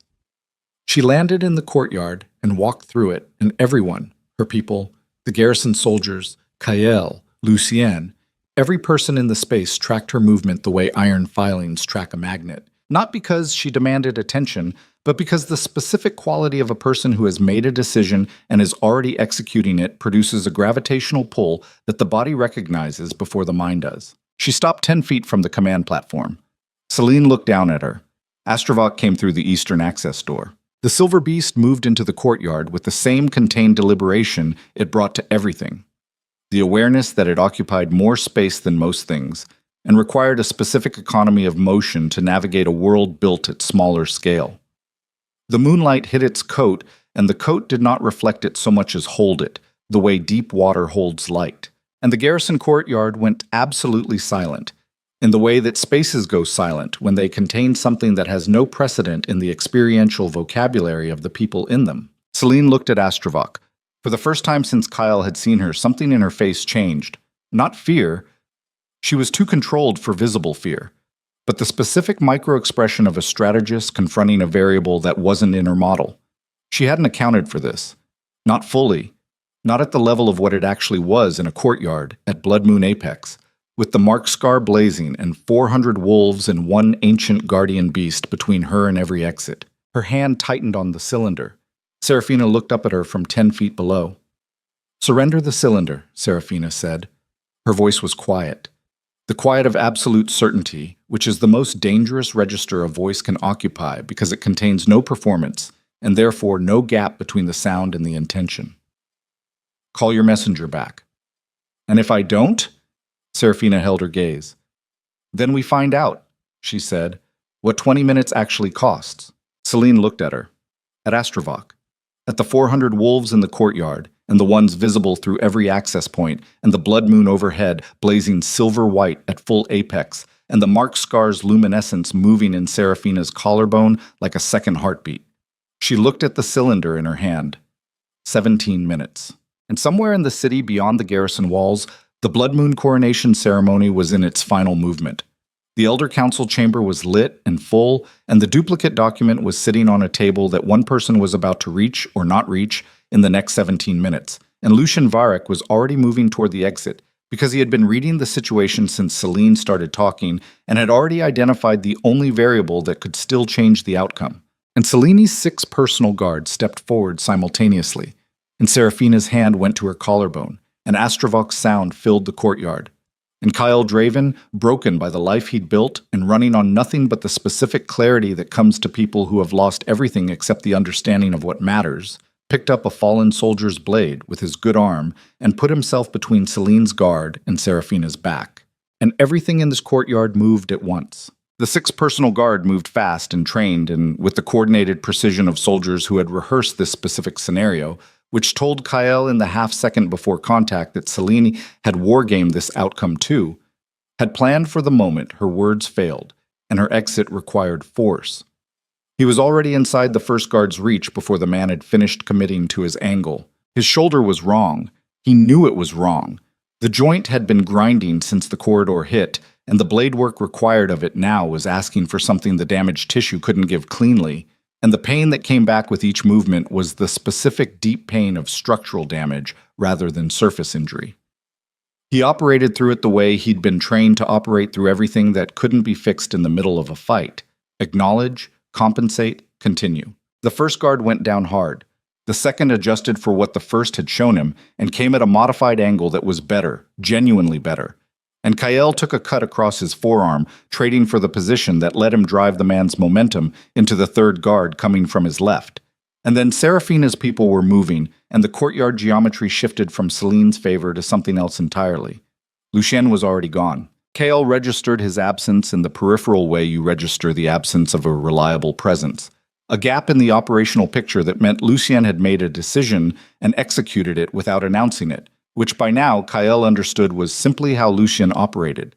He'd identified the Elder Council chamber variable while Celine was still making her offer, and he'd moved on it the moment the courtyard went loud. The 6 personal guard became 4, became 2, became none, in the compressed, brutal arithmetic of a fight between people who are all trained and some of whom have something larger than training operating underneath it. Celine stood on the command platform with the cylinder in her hand and watched her guard dissolve, and her face did something Kyle had never seen it do in the months of their marriage.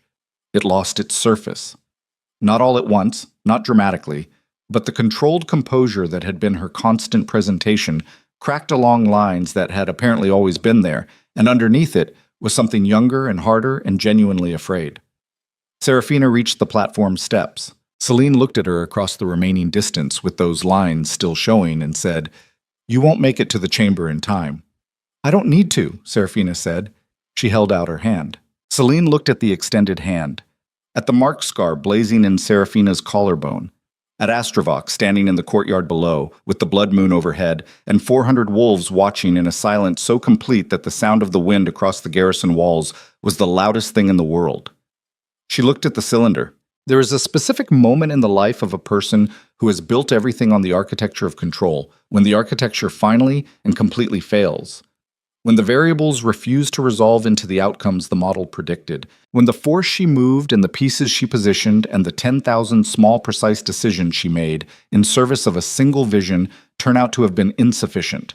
Not because the strategy was wrong, but because she failed to account for the specific unmeasurable quality of people who have been broken and chose to become something else instead of staying broken. Celine had accounted for Kael's greed, had accounted for Serafina's pain, had not accounted for what pain survived and metabolized and turned outward into action actually produces in the people strong enough to survive it.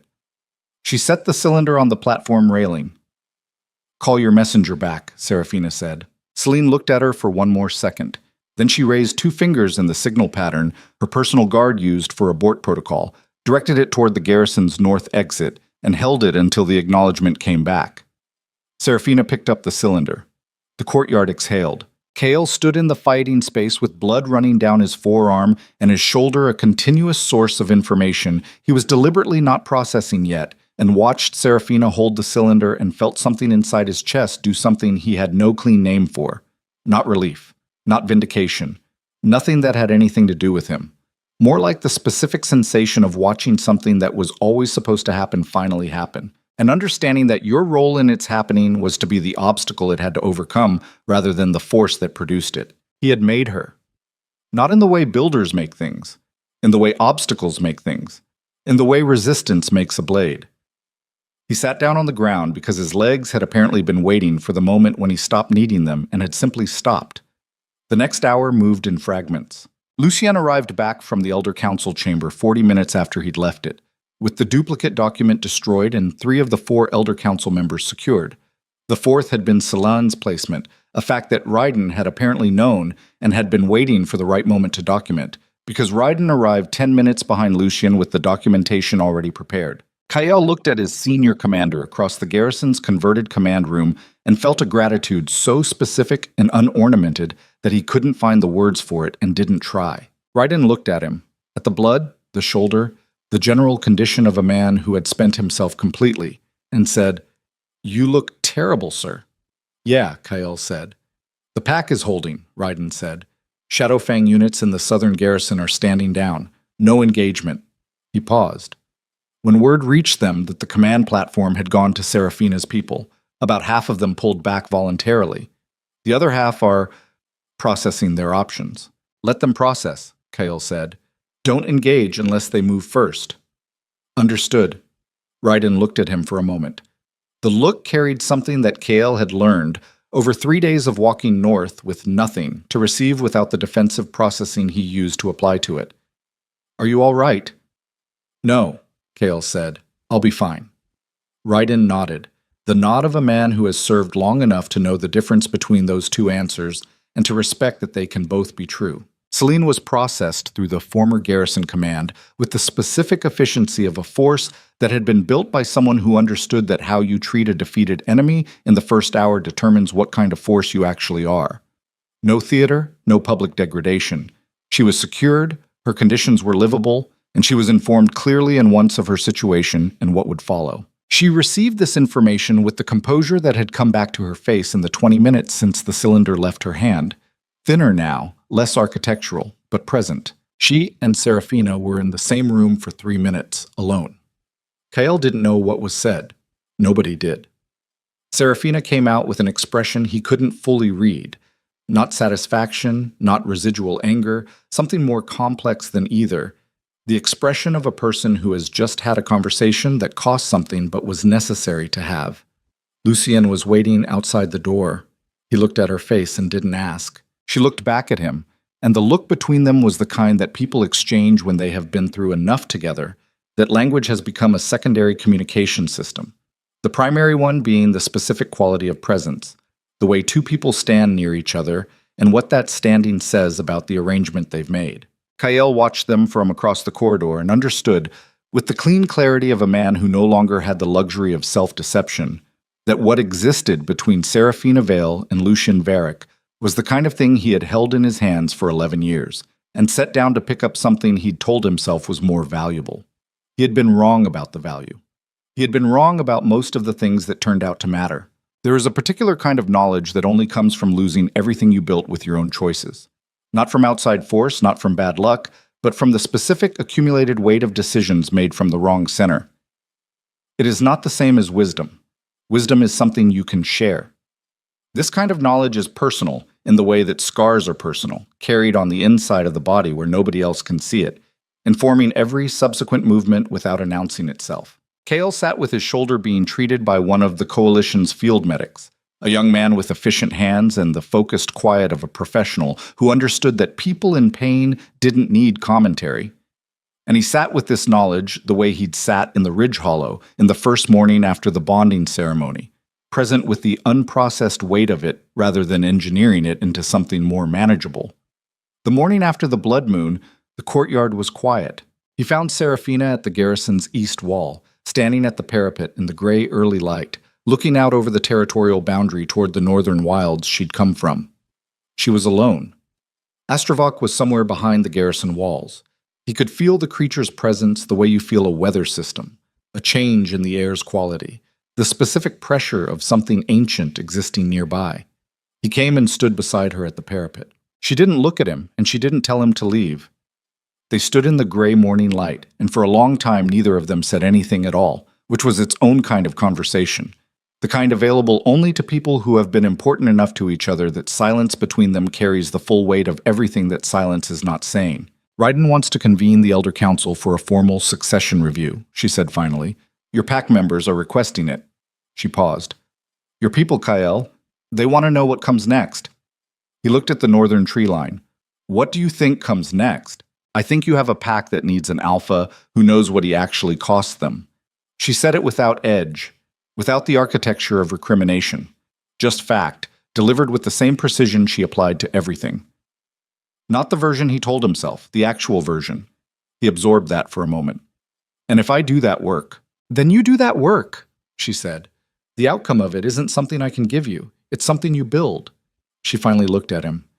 The same way everyone here built what they have. He looked at her and she looked at him, and across 11 years and 27 steps, and 3 days walking north, and one garrison courtyard, and everything that had happened in between, they looked at each other with the specific clear-eyed recognition of two people who know exactly what they were to each other and exactly what that is now.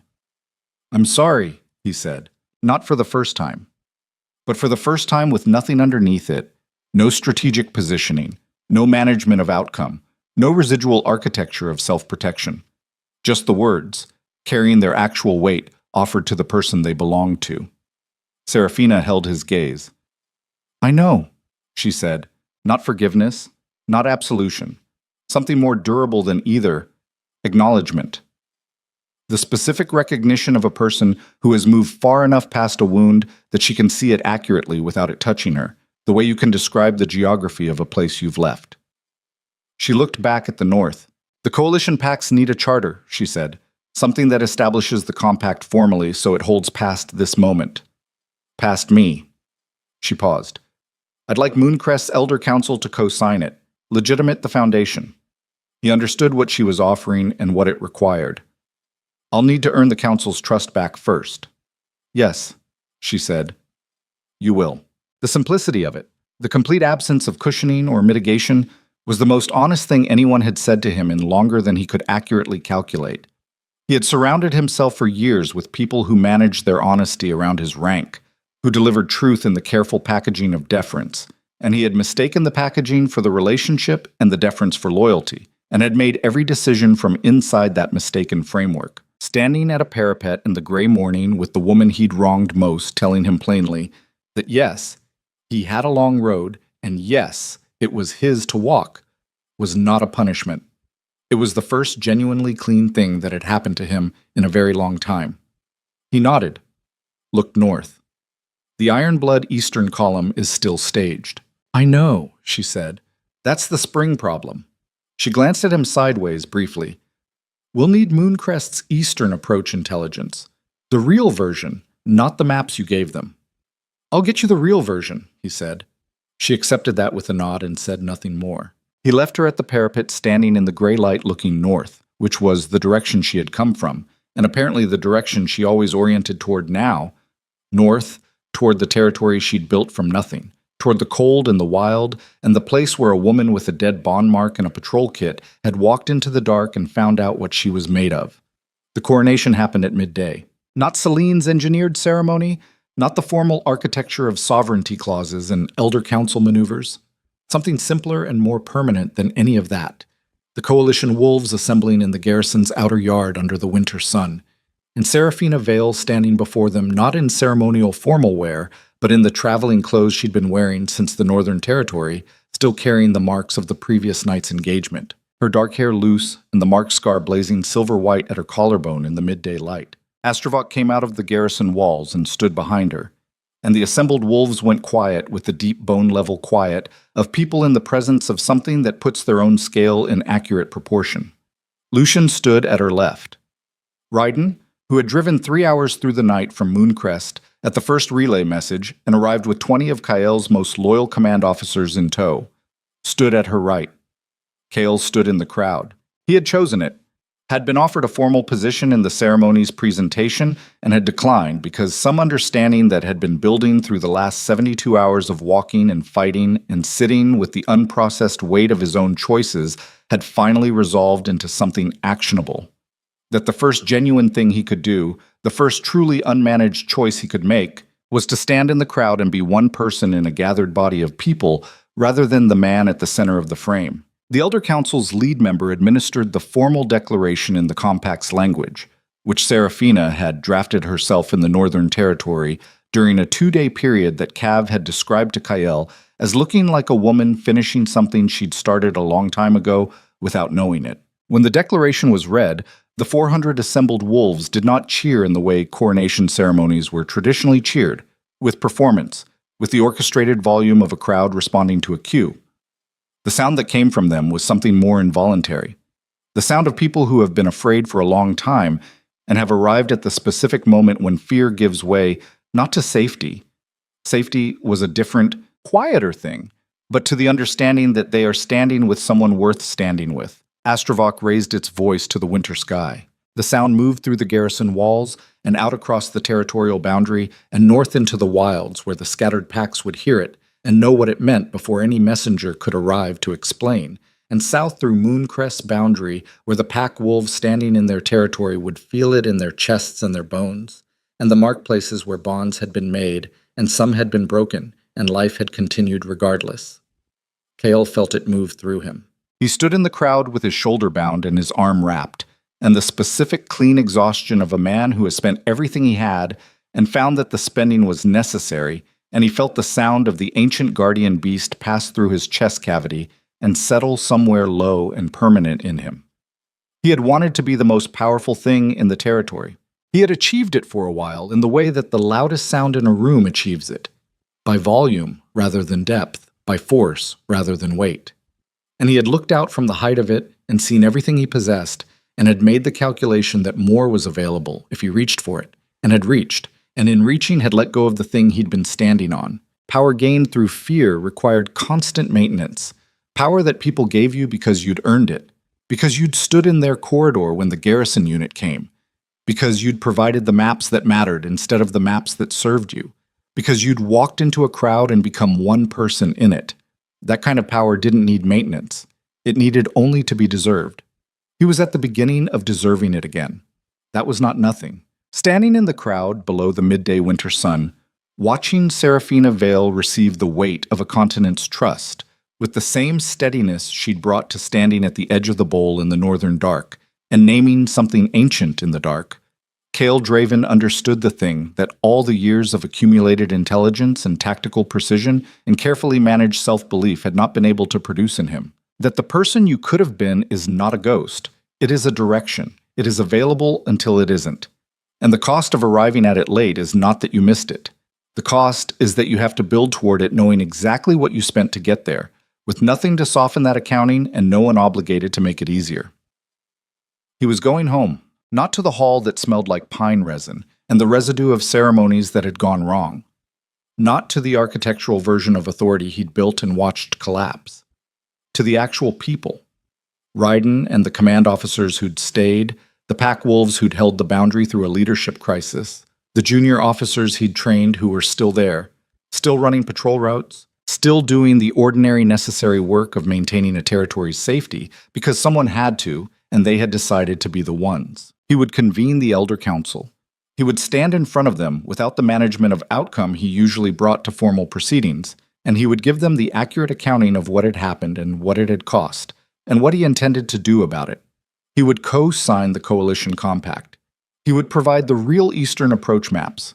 He would do the work, not because it would earn him anything specific, not because it would restore what he'd lost or close the distance between who he'd been and who he was capable of being, but because it was right, in the plain, unfashionable sense of the word, and because he had spent years treating right as a variable to be managed rather than a fixed point to navigate by. And he was done managing it. Across the yard, Serafina stood with Lucian at her side and Astrovok behind her, and the silver midday light on the mark scar that had once been his and was now the most visible symbol of something larger than either of them, and she looked at the gathered wolves with the expression of a person who has arrived somewhere they were always going without knowing it. She did not look at Kyle. She didn't need to. She was looking forward, at the spring, at the Ironblood's eastern column, at the long, hard work of making a coalition into a continent and a moment into a lasting thing, at the road ahead, which was longer than anything behind her and harder than anything she'd already survived, and which she would walk with the people she'd chosen and who had chosen her, in the particular direction that people walk when they have stopped running from something and started moving toward something real. The ceremony ended. The crowd moved. The winter sun crossed its apex and began its slow descent toward the western ridgeline, and the territory that had held its breath through a blood moon and a garrison and a cylinder and 17 minutes and everything that came after, finally, quietly, exhaled. Serafina Vale, Supreme Wolf. Queen of the United Territories, turned north and walked toward the future she had built with her own hands from the ruins of the life she'd been denied. Behind her, the ancient silver beast followed, and the wind off the northern wilds carried the sound of Astrovok's voice all the way south, all the way to the boundary markers and beyond, until every wolf on the continent who heard it understood, in the old wordless way that certain truths arrive, below language and above argument, that something had changed, something irreversible. Something that had begun the night a storm-filled sky watched a woman walk into the dark alone, and had ended here, in the winter light, with the dark behind her and everything worth building still ahead.